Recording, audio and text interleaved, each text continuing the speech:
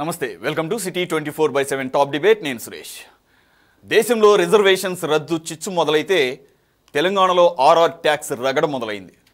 రిజర్వేషన్ల రద్దుకు బీజేపీ కుట్ర అంటూ లోక్సభ ఎన్నికల వేళ కాంగ్రెస్ ప్రచారం ప్రారంభిస్తే అదే అంశంపై గట్టిగా మాట్లాడుతున్న రేవంత్ మోదీకి టార్గెట్ అయ్యారు. రేవంత్ పాలనలో ఆర్ఆర్ ట్యాక్స్ వసూలు మొదలైందని రేవంత్ రాహుల్ను ఉద్దేశించి మోదీ వ్యాఖ్యానించారు. ట్యాక్స్ వసూలు చేసి ఢిల్లీకి వాటా పంపుతున్నారని ఆరోపించారు. అయితే మోదీ ఆరోపణలకు కేటీఆర్ వెంటనే కౌంటర్ ఇచ్చారు. ఆర్ఆర్ ట్యాక్స్ వసూలు చేస్తుంటే మీరేం చేస్తున్నారని ప్రశ్నించారు. బడే భాయ్ చోటా భాయ్ నిర్వాకాన్ని ఎందుకు క్షమిస్తున్నారని నిలదీశారు. మరి కేటీఆర్ ప్రశ్నించినట్లు ఆర్ఆర్ ట్యాక్స్ వసూలు చేస్తుంటే కేంద్రం ఏం చేస్తోంది? రేవంత్ను కావాలని వదిలేసిందా, లేదంటే శాంపిల్గా ఢిల్లీ పోలీసులను పంపించిందా? మరి కాళేశ్వరంలో భారీ అవినీతి అంటూ స్వయంగా ఢిల్లీ బీజేపీ పెద్ద ఆరోపించినప్పుడు కూడా కేసీఆర్ను కమల్నాథులు వదిలేశారంటే దాన్ని ఎలా అర్థం చేసుకోవాలి? అటు రిజర్వేషన్స్ రద్దు అంశంపై రేవంత్ ఎక్కడా వెనక్కి తగ్గడం లేదు. రాజ్యాంగాన్ని సమీక్షించాలని 2000 సంవత్సరంలో వాజ్పేయి హయాంలోనే కమిషన్ ఏర్పాటు చేస్తూ గెజిట్ నోటిఫికేషన్ విడుదల చేశారంటూ ఓ ఆధారాన్ని సైతం చూపించారు. 2002లో ఈ కమిషన్ రిపోర్ట్ ఇచ్చిందని, కానీ 2004లో యూపీఏ అధికారంలోకి రావడంతో కుట్ర ముందుకు సాగలేదని ఆరోపించారు. మళ్ళీ ఎన్డీఏ అధికారంలోకి వస్తే రిజర్వేషన్ల రద్దు ఖాయమని రేవంత్ ఢంకా బజాయిస్తున్నారు. మరి రేవంత్ ప్రశ్నలకు కమల్నాథులు ఏ సమాధానం చెప్తారు? ఇదే అంశంపై ఈరోజు చర్చ. డిబేట్లో పార్టిసిపేట్ చేస్తున్నారు బీజేపీ నుంచి state X general secretary Satyamurthy గారు. నమస్తే సత్యమూర్తి గారు, వెల్కమ్ టు ద డిబేట్. అలాగే బీఆర్ఎస్ నుంచి సుశీలారెడ్డి గారు.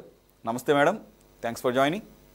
అలాగే ప్రముఖ అనలిస్ట్ సీనియర్ జర్నలిస్ట్ కోటేశ్వర్ గారు కూడా జాయిన్ అయ్యారు. సార్ కోటేశ్వర్ గారు, I will start of with you. Being an analyst, గత వారం రోజులుగా రేవంత్ రెడ్డి తన వ్యాఖ్యలు ముఖ్యంగా రిజర్వేషన్స్ అంశం మీద పదే పదే ప్రస్తావిస్తున్నారు. కాసేపటి క్రితం జరిగినటువంటి సభల్లో కూడా, ఎన్నికల ప్రచార సభలో కూడా దాన్ని ఉటంకించారు, రిపీటెడ్గా చెప్తున్నారు. ఈ అంశాన్ని నేను చెప్పడం మూలంగానే గత 10 రోజులుగా నేను ఆధారాలతో సహా ప్రజల ముందు పెడుతున్నాను కాబట్టి నా మీద ఇది వీడియో నేను క్రియేట్ చేయకపోయినా కానీ అది సోషల్ మీడియాలో ఉన్నదాన్ని అడ్డం పెట్టుకొని నాకు ఢిల్లీ పోలీసుల ద్వారా సమన్లు పంపించారు, నన్ను టార్గెట్ చేస్తున్నారు. అటువంటి వాటికి లొంగే వ్యక్తి కాదని వాళ్ళకి తెలియదు అనుకుంటా. ఇక్కడ ఉన్న సీనియర్ గత సీఎంని అడిగితే చెప్తారు, ఆయన కూడా 100 కేసులు పెట్టారు, నన్ను జైల్లో పెట్టారు, ఎక్కడా తగ్గలేదు అని చెప్పేసి. ఇంకోటి కూడా అంటున్నారు, గుజరాత్ గులాంగిరి ఇక్కడ కుదరదు, తెలంగాణ యొక్క పౌరుషం ఏంటో చూపిస్తాం అని చెప్పేసి. ఒక పక్కనేమో బీఆర్ఎస్ వాళ్ళేమో ఆయన బడే బాయ్, ఈయన చోటే బాయ్, పైకి చెప్పేది ఇవి, తర్వాత ఆయన బీజేపీలోకి వెళ్ళిపోతాడని ఒకవైపు ఆరోపణలు. ఇటు చూస్తేనేమో ఇప్పుడు గత 2-3 రోజులుగా కాంగ్రెస్ వర్సెస్ బీజేపీ చాలా తీవ్ర స్థాయిలో ఉంది, ముఖ్యంగా రిజర్వేషన్ల అంశం.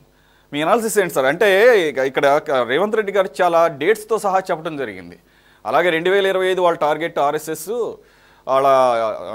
వాళ్ళకు సంబంధించినటువంటి ముఖ్య నాయకులు కూడా 2015లో ఒక రిపోర్ట్ ఇచ్చారు, 10 సంవత్సరాల్లో ఈ రిజర్వేషన్స్ అంశం మీద చూడాలని చెప్పేసి.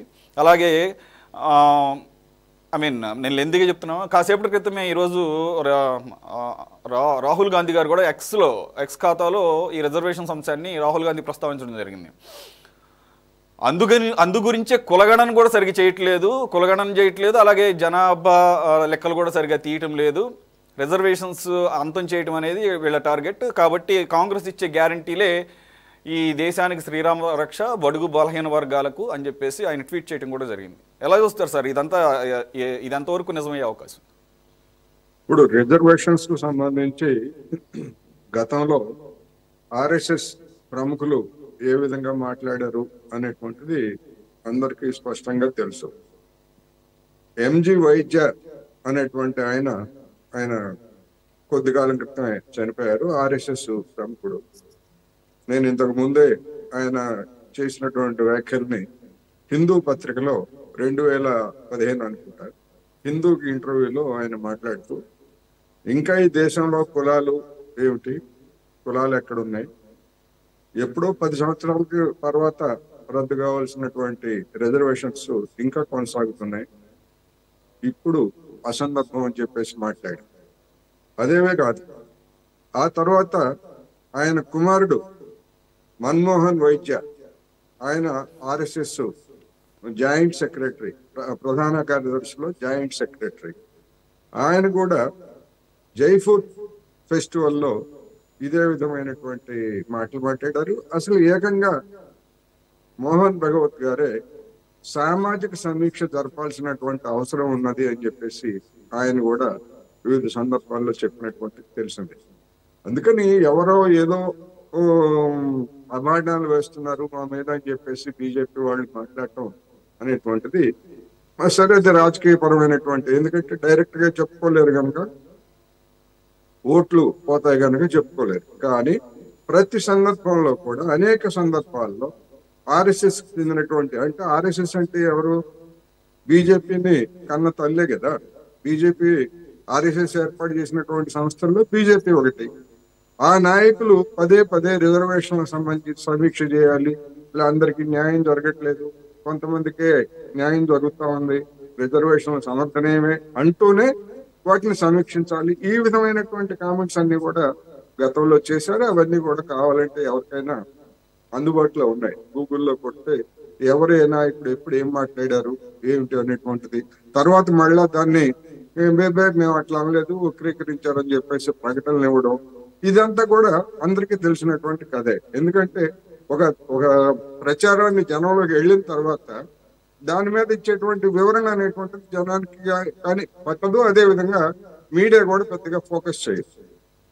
ఈ నేపథ్యంలో చూసినప్పుడు రిజర్వేషన్ల మీద కాంగ్రెస్ కానివ్వండి, లేదా వివిధ సామాజిక తరగతులు కానీ లేవనెత్తుతున్నటువంటి అంశాలన్నింటినీ వాళ్ళకి విశ్వాసం కలిగించే విధంగా చెప్పడంలో బీజేపీ కానివ్వండి, లేదా సంఘ పరివార సంస్థలు కానీ ఇప్పటి వరకు విశ్వాసం కల్పించే, మేము వాటికి అనుకూలమే, మేము కూడా అమలు చేస్తామని చెప్పడం తప్ప జనంలో తలెత్తినటువంటి ఆందోళనలు పోగొట్టినటువంటి ఉదంతం మనకి ఎక్కడ కనపడదు.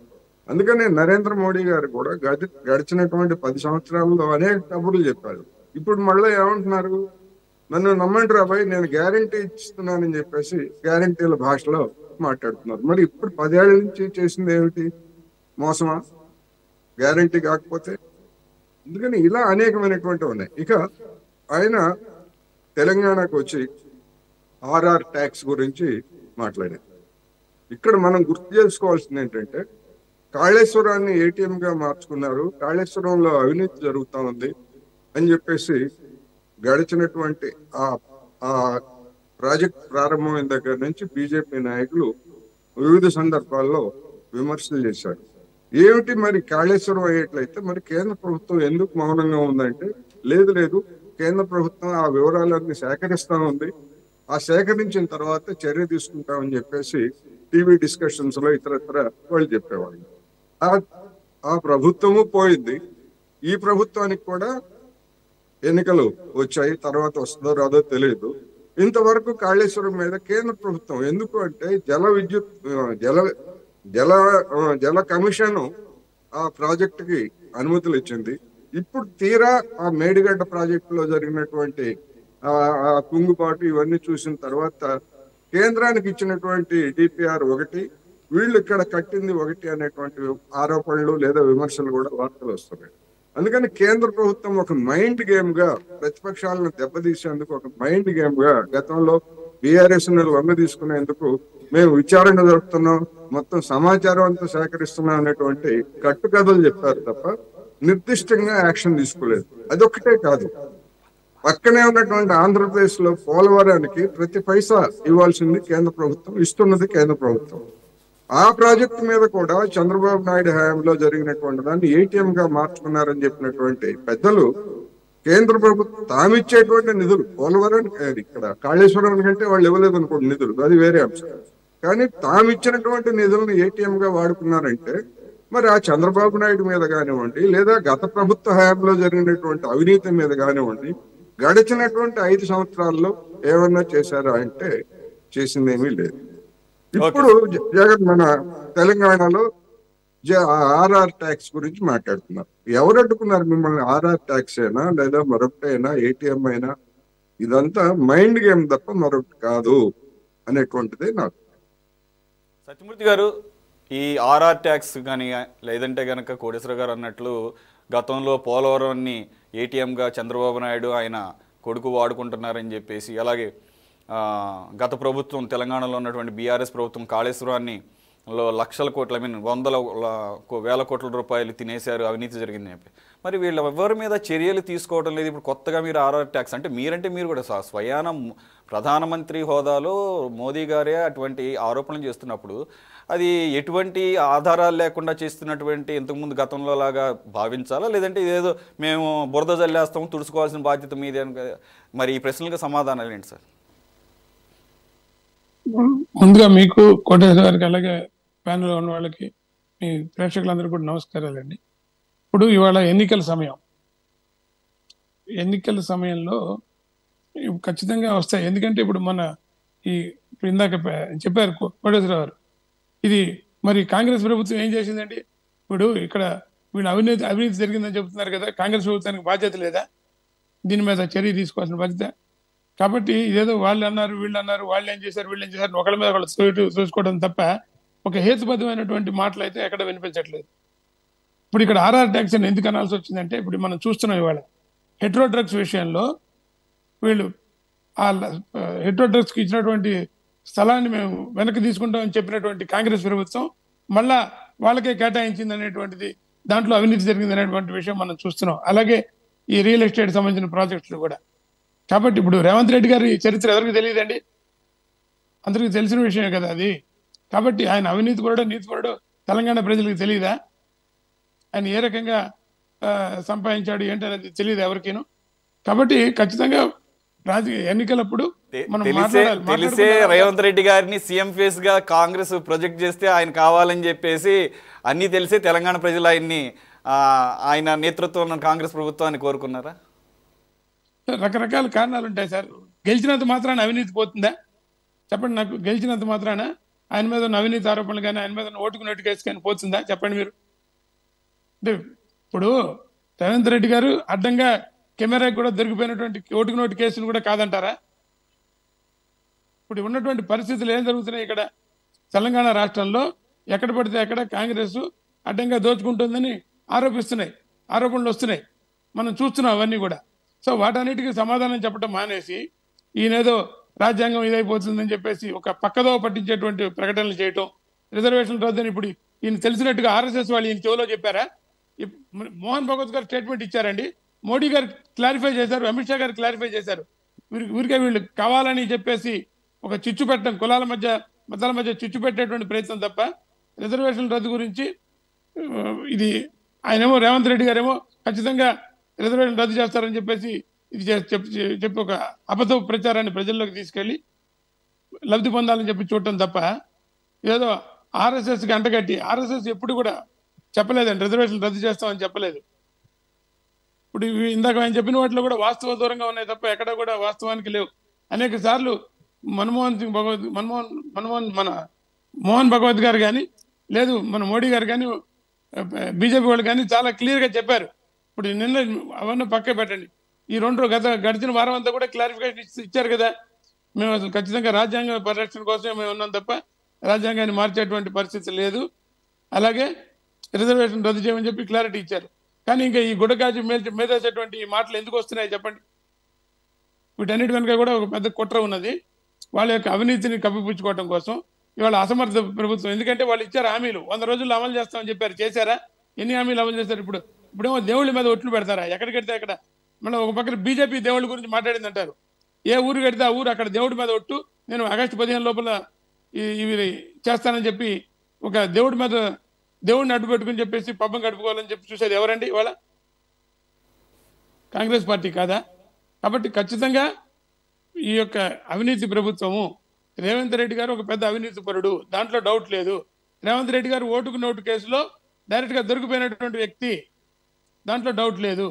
కాబట్టి ఇవాళ వీళ్ళేదో మేము ఎంత నీతిమంతులు అని చెప్పడానికి ప్రయత్నం చేసి పైపెచ్చు నేను రిజర్వేషన్ గురించి మాట్లాడాను కాబట్టి నా మీద ఈ మార్ఫింగ్ వీడియోలు. మొన్నే ఇంతకుముందు క్రితం వారమే నేను మీతో డిబేట్కి వచ్చినప్పుడు ఒక కాంగ్రెస్ ఆయన మనకి వినిపించాడు, అమిత్ షా గారు మాట్లాడారని. మీకు గుర్తుందో లేదో? అవును సార్ గుర్తుంది.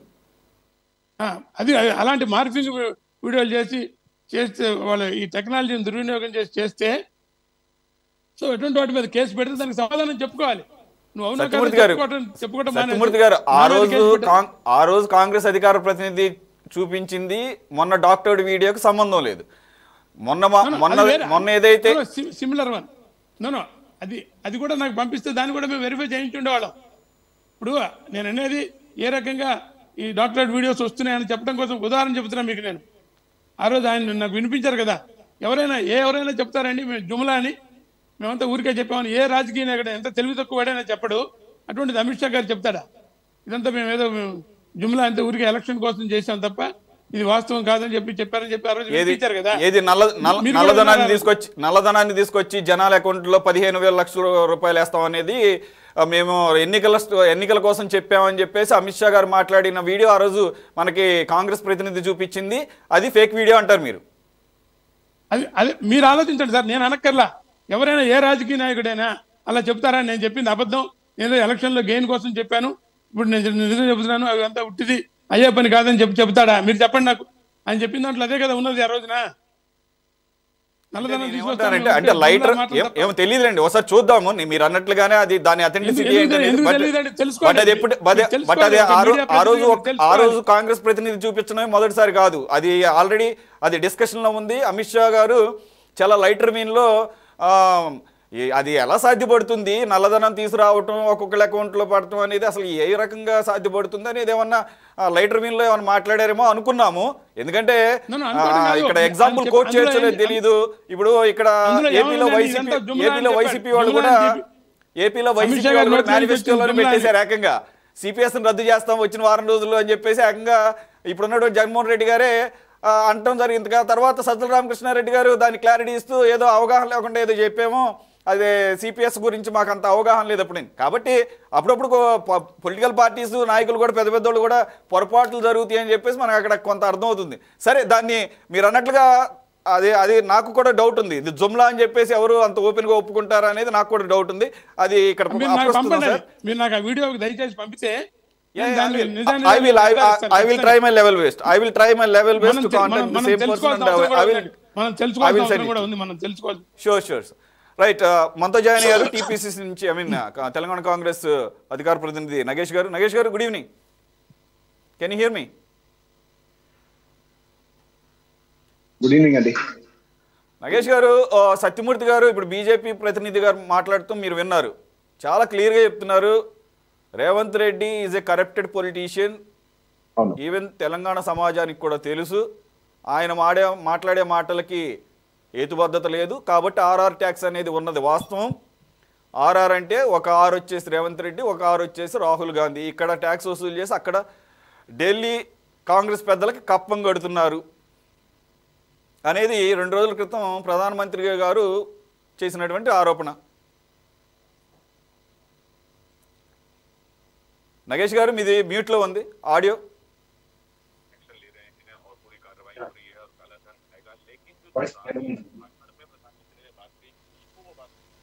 కంటిన్యూ నగేష్ గారు. అయితే సార్, ఇందాక బీజేపీ అన్నగారు మాట్లాడుతుంటే ఎమోషన్ ఉంది. మమ్మల్ని దూషించి మాట్లాడతారు అన్నట్టు మాట్లాడుతున్నారు. వాస్తవాలు ఏంటంటే లాస్ట్ 10 years నుంచి మీరు అధికారంలో ఉన్నారు. లాస్ట్ 10 years గ్రహించారు.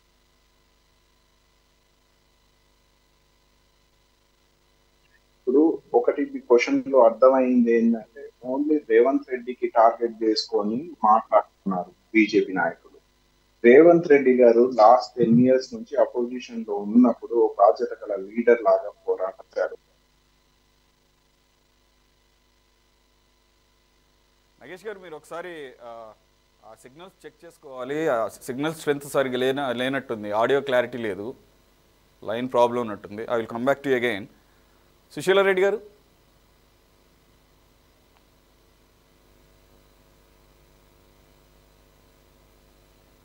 Susheela garu, can you hear me ma'am?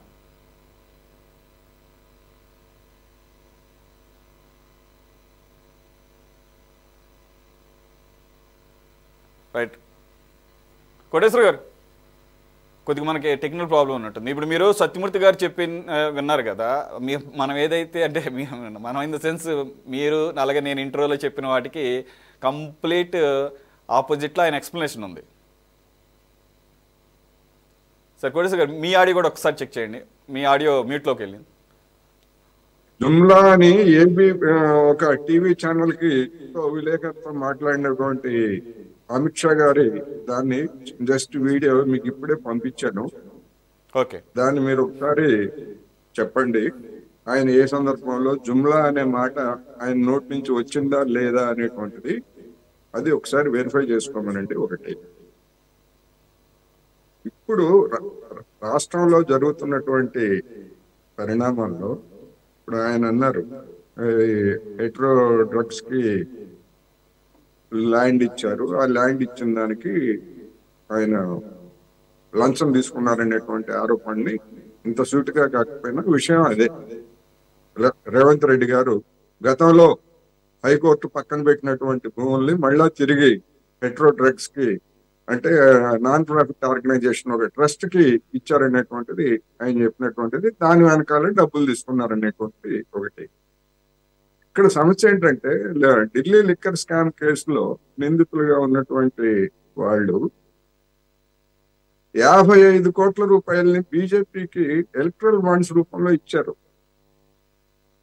దాన్ని అందులో నిందితుడిగా ఉన్నటువంటి విషయాలు తెలిసినా గాని అది ఎక్కడి నుంచి వచ్చిందో తెలుసు వాళ్ళకి. అయినా కానీ బీజేపీ వాళ్ళు ఆ సొమ్ముని తమ ఖాతాలో వేసుకొని ఖర్చు పెట్టుకుంటారు.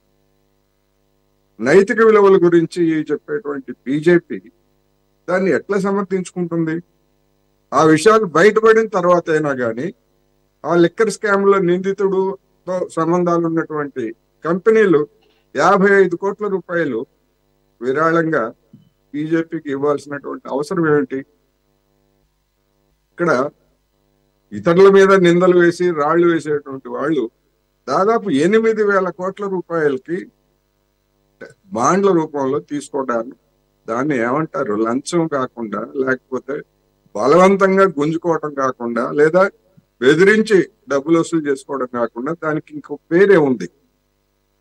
పోనీ ఆ డబ్బులను ఏమైనా సుప్రీంకోర్టు చెప్పింది ఇది రాజ్యాంగ విరుద్ధం అని చెప్పిన తర్వాత అయితే మాకు ఈ డబ్బులు అక్కర్లేదు అని చెప్పేసి ఏమన్నా పోనీ వాళ్ళు దేశ ఖజానాకి ఏమన్నా ఇచ్చారా అంటే అలాంటిది కూడా ఏమి చేయలేదు. శుభ్రంగా ఎన్నికల్లో ఖర్చు పెట్టేస్తున్నారు. అందువలన తమ వెనకాల ఉన్నటువంటి దూలాలని దాన్ని ఏమి చూసుకోకుండా దాని సంగతి వదిలేసి ఎదుటి వాళ్ళ మీద నిందలు వేయడం అనేటువంటిది ఇప్పుడు రేవంత్ రెడ్డి గారు ఆ భూముల విషయంలో లంచం తీసుకుంటే దర్యాప్తు జరపండి, సిబిఐని పంపించండి, ఈడీని పంపించండి, ప్రాథమిక ఆధారాలు మీకు ఉంటాయి కదా, పంపించండి, చర్య తీసుకోండి, ఎవరొద్దన్నారు? అలా కాకుండా అవేమీ లేకుండా అట్లాంటి చర్యలు నిర్దిష్టమైనటువంటి చర్యలు ఏమీ లేకుండా ఊరికే కబుర్లు చెప్తే ఉపయోగం ఏంటనేది నా అభిప్రాయం.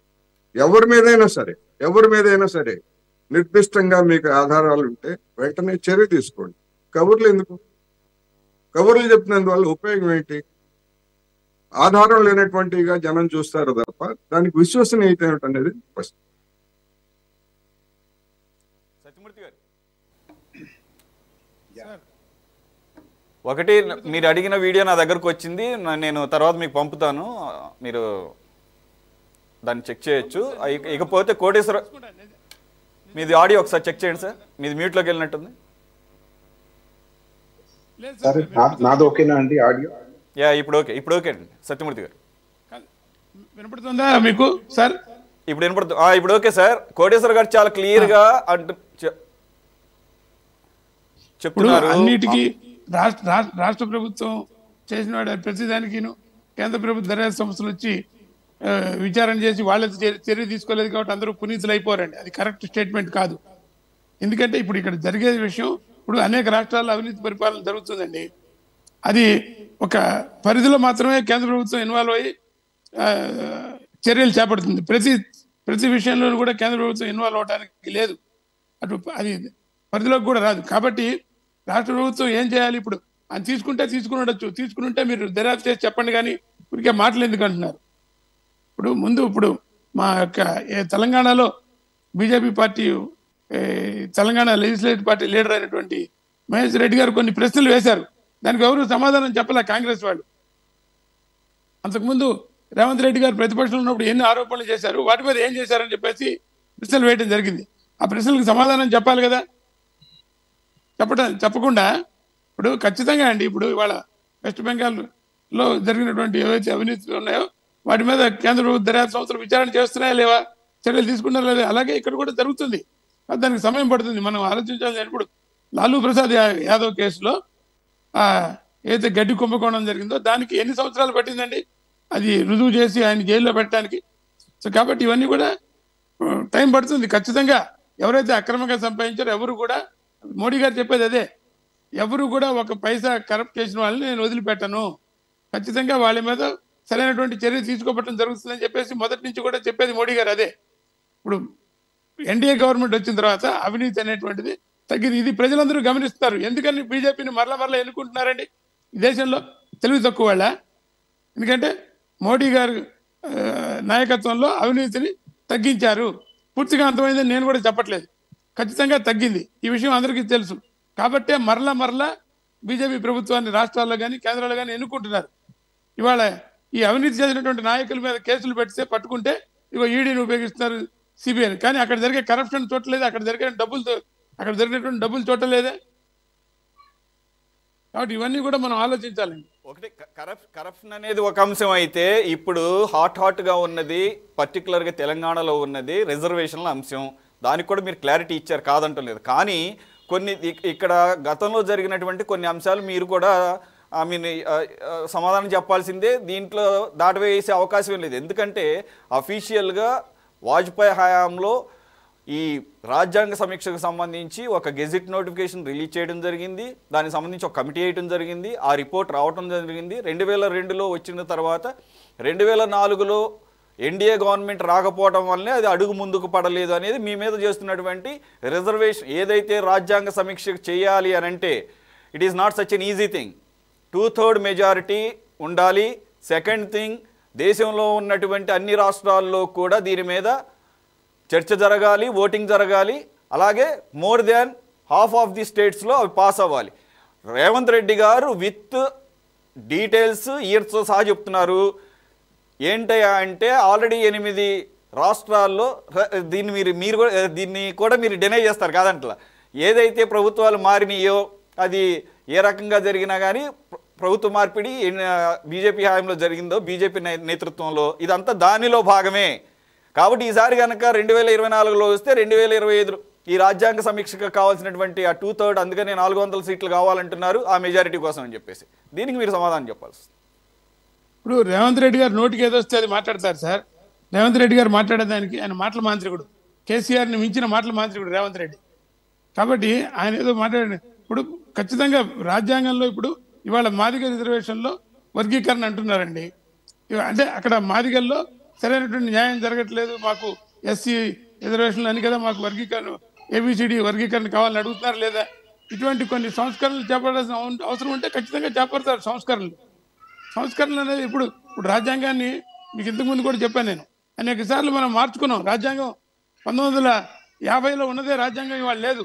106 సార్లు పైన మనం రాజ్యాంగాన్ని మార్చుకున్నాం. అవసరాన్ని బట్టి మార్చుకోవాల్సి ఉంటుంది. ఏం మార్పులు తీసుకురావాలి? ఇప్పుడు రీసెంట్గా ఈ యొక్క ఏవైతే ఈ క్రిమినల్ యాక్ట్, సిఆర్పిసి, ఐపీసీలో కూడా మార్పులు వచ్చినాయి.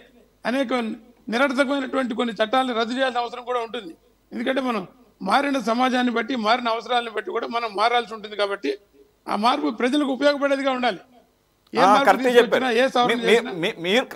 కరెక్ట్. సవరణలు చేయాలి. మార్పు అనేది రాజ్యాంగానికి సమూలమైన మార్పులు ఎప్పుడు కూడా ఈవెన్ సుప్రీంకోర్టు కూడా ఒప్పుకోలేదు. మీరు కూడా మన లాస్ట్ టైం కూడా మనం మాట్లాడుకున్నాం.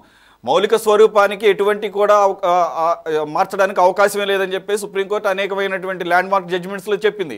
కాబట్టి ఇక్కడ రేవంత్ రెడ్డి గారు కానీ లేదంటే కాంగ్రెస్ ప్రభుత్వం కానీ రాహుల్ గాంధీ గారు చేసే ఆరోపణలు ఏంటంటే మీరు ఆ మౌలిక స్వరూపాన్ని కూడా మార్చడమే ఆర్ఎస్ఎస్ బీజేపీ సిద్ధాంతం అనేది. అది తప్పు అని చెబుతున్నాను. అదే తప్పుడు ప్రచారం. ఎందుకంటే ఏదో ఒకటి చేసి వీళ్ళు వాళ్ళ ఓట్లు దండుకోవడానికి ప్రజల్ని తప్పుదోవ పట్టించేసేటువంటి ప్రచారం తప్ప భారతీయ జనతా పార్టీకి రాజ్యాంగం పట్ల, ఈ దేశం యొక్క అభివృద్ధి పట్ల పూర్తిగా చిత్తశుద్ధి ఉన్నదండి. ఎప్పుడు కూడా అటువంటి పని చేయం. అది అనేక సార్లు చెప్పడం జరిగింది, చేయరు కూడా. ఎందుకంటే ఇటువంటి రాజ్యాంగం మీద ప్రమాణం చేసి వచ్చినటువంటి వ్యక్తి పార్లమెంటుకి ఏ రకంగా మీరు అన్నట్టు ఎప్పుడైతే ఇది ఎలక్షన్స్ బిఫోర్ పబ్లిక్ డొమైన్ లో ఇది ఒక డిస్కషన్ పాయింట్ అయ్యేటట్టు ఉందని చెప్పి ప్రమాదం గ్రహించే మీరు అన్నట్లుగా ఎస్ కరెక్టే, వారం క్రితం లేకపోతే ఒక 4-5 రోజుల క్రితం ఆర్ఎస్ఎస్ చీఫ్ మోహన్ భాగవత్ గారు దీని మీద క్లారిఫికేషన్. అయితే నేనేమంటున్నా, మీరు దానికి సంబంధించినటువంటి ప్రయత్నాలు జరుగుతున్న క్రమంలో ప్రజల్లో వ్యతిరేకత వచ్చినప్పుడు మాత్రమే మీరు ఈ విధంగా స్పందిస్తున్నారు అనేది ప్రధానమైనటువంటి విషయం ఇక్కడ. అది కరెక్ట్. అవునండి, ఎప్పుడు మా మీద ఎలిగేషన్ వస్తే దానికి స్పందించాలి కదా. స్పందించకపోతే కనీసం స్పందించలేదు, సమాధానం చెప్పట్లేదు, చూడండి మౌనం అర్ధాంగీకారం అంటారు. ఇప్పుడు అక్కడ ఒక మాట చెప్పాక ఆయన మోడీ గారు చెప్పారు, నా మాట గ్యారంటీ అని. మీరు డిఫెండ్ చేసుకుంటున్నా కానీ రాజ్యాంగ సమీక్ష గురించి అక్కడ కమిటీ పడిన మాత్రం వాస్తవం. గత మనకి 20 సంవత్సరాల క్రితం అలాగే ఆ కమిటీ ప్రకారంగా నెక్స్ట్ టైం కనుక గవర్నమెంట్ వచ్చుంటే మరి మీరు ఏమైనా ప్రొసీడ్ అయ్యేవాళ్ళో లేదు మనకు తెలియదు. హైపోథెటికల్ ఇది, ఎందుకంటే ఆల్రెడీ జరిగిపోయింది ఇది. ఇప్పుడు అలాగే మీ ఆర్ఎస్ఎస్లో ఉన్న కొంతమంది ఎవరైతే నాయకులు ఉన్నారో వాళ్ళు పలు సందర్భాల్లో ఆర్టికల్స్ అలాగే లేఖల రూపంలో రాసినవి కోటేశ్వర గారు కోట్ చేశారు. వైద్య లాంటి ఒక ఆర్ఎస్ఎస్ నాయకుడు కానీ లేదంటే కనుక సావర్కర్ అనుకుంటా రకరకాల సందర్భాల్లో. సావర్కర్కి ఆర్ఎస్ఎస్ సంబంధం లేదు. మన్మోహన్ వైద్య ఇందాక ఆయన చెప్పినటువంటి ఆయన ఎవరైతే ఇప్పుడు ఎంజీ వైద్య యొక్క నాన్నగారు ఎవరైతే ఉన్నారో ఆయన ఆర్ఎస్ఎస్ స్పోక్స్ పర్సన్. అవన్నీ వక్రీకరించారు తప్ప ఆయన ఎప్పుడు రిజర్వేషన్ రద్దు చేయమని అనలేదు. ఇప్పుడు ఈ రిజర్వేషన్ విషయాల్లో కొన్ని వర్గాలకు అన్యాయం జరిగితే దాన్ని సమీక్షించాలని చెప్తున్నారు తప్ప పూర్తిగా రద్దు చేయమని ఎప్పుడు కూడా సంఘం కానీ భారతీయ జనతా పార్టీ కానీ మాట్లాడలేదు. రాజ్యాంగ మౌలిక స్వరూపానికి వచ్చి చెప్పారు కదా, రాజ్యాంగ మౌలిక స్వరూపానికి కనుక టచ్ చేస్తే అంతకుముందు ఎమర్జెన్సీ పెట్టి ఏ రకంగా అయితే ఇందిరాగాంధీ తన నాశనాన్ని తను కొని తెచ్చుకుందో, కాంగ్రెస్ పార్టీ పతనానికి ఎలా కారణమైందో అలాగే భారతీయ జనతా పార్టీ కూడా పతనం అవుతుంది. ఎప్పుడైతే మనం ప్రజా వ్యతిరేకమైనటువంటి నిర్ణయాలు తీసుకుంటే ప్రజలు బుద్ధి చెబుతారండి. మన దేశంలో ఈ రకమైనటువంటి మంది పాకిస్తాన్ కాదు, లేకపోతే ఇంకో దేశం కాదు, ఏదో ఒక సైనిక పరిపాలన తీసుకొచ్చి లేకపోతే ఇంకో రకంగా బుల్డోజ్ చేయడానికి. ఇది ప్రజాస్వామ్య దేశం. ప్రజలు ఖచ్చితంగా ఎంత పెద్ద నాయకుడినైనా సరే ఇందిరాగాంధీని దించి చూపించారు. మొత్తం ఇందిరాగాంధీని సంజయ్ గాంధీని కూడా ఓడించి ఆ రోజున ప్రజలు చూపించారు. అటువంటి ప్రయత్నాలు చేస్తే ఎలాంటి బుద్ధి చెబుతారో ప్రజలని. కాబట్టి ఇది జరిగేటువంటి పని కాదండి. ఇది చేయరు కూడా, ఖచ్చితంగా చేయరు. ప్రజలకి మేలు జరిగేదే చేస్తుంది భారతీయ జనతా పార్టీ. దీన్ని నమ్మితే రేపొద్దున మనకి జూన్ 4వ తారీఖున ఓట్లు వేస్తారు. లేదు కాంగ్రెస్ వాళ్ళు చెప్పిన కోటేశ్వర వాళ్ళు చెప్పిన అబద్ధాలు నమ్మితే ఓట్లు వేయరు. అది మనకు తెలుస్తుంది కదా. ఎవరు వాళ్ళు ప్రజలు పిచ్చివాళ్ళ. నగేష్ గారు, ఐ హోప్ లైన్ కొద్దిగా బెటర్ అయి ఉంటుంది అనుకుంటున్నాను. అందు గురించే ఇందాక మిమ్మల్ని కట్ చేయడం జరిగింది, ఇంటరప్ట్ చేయడం.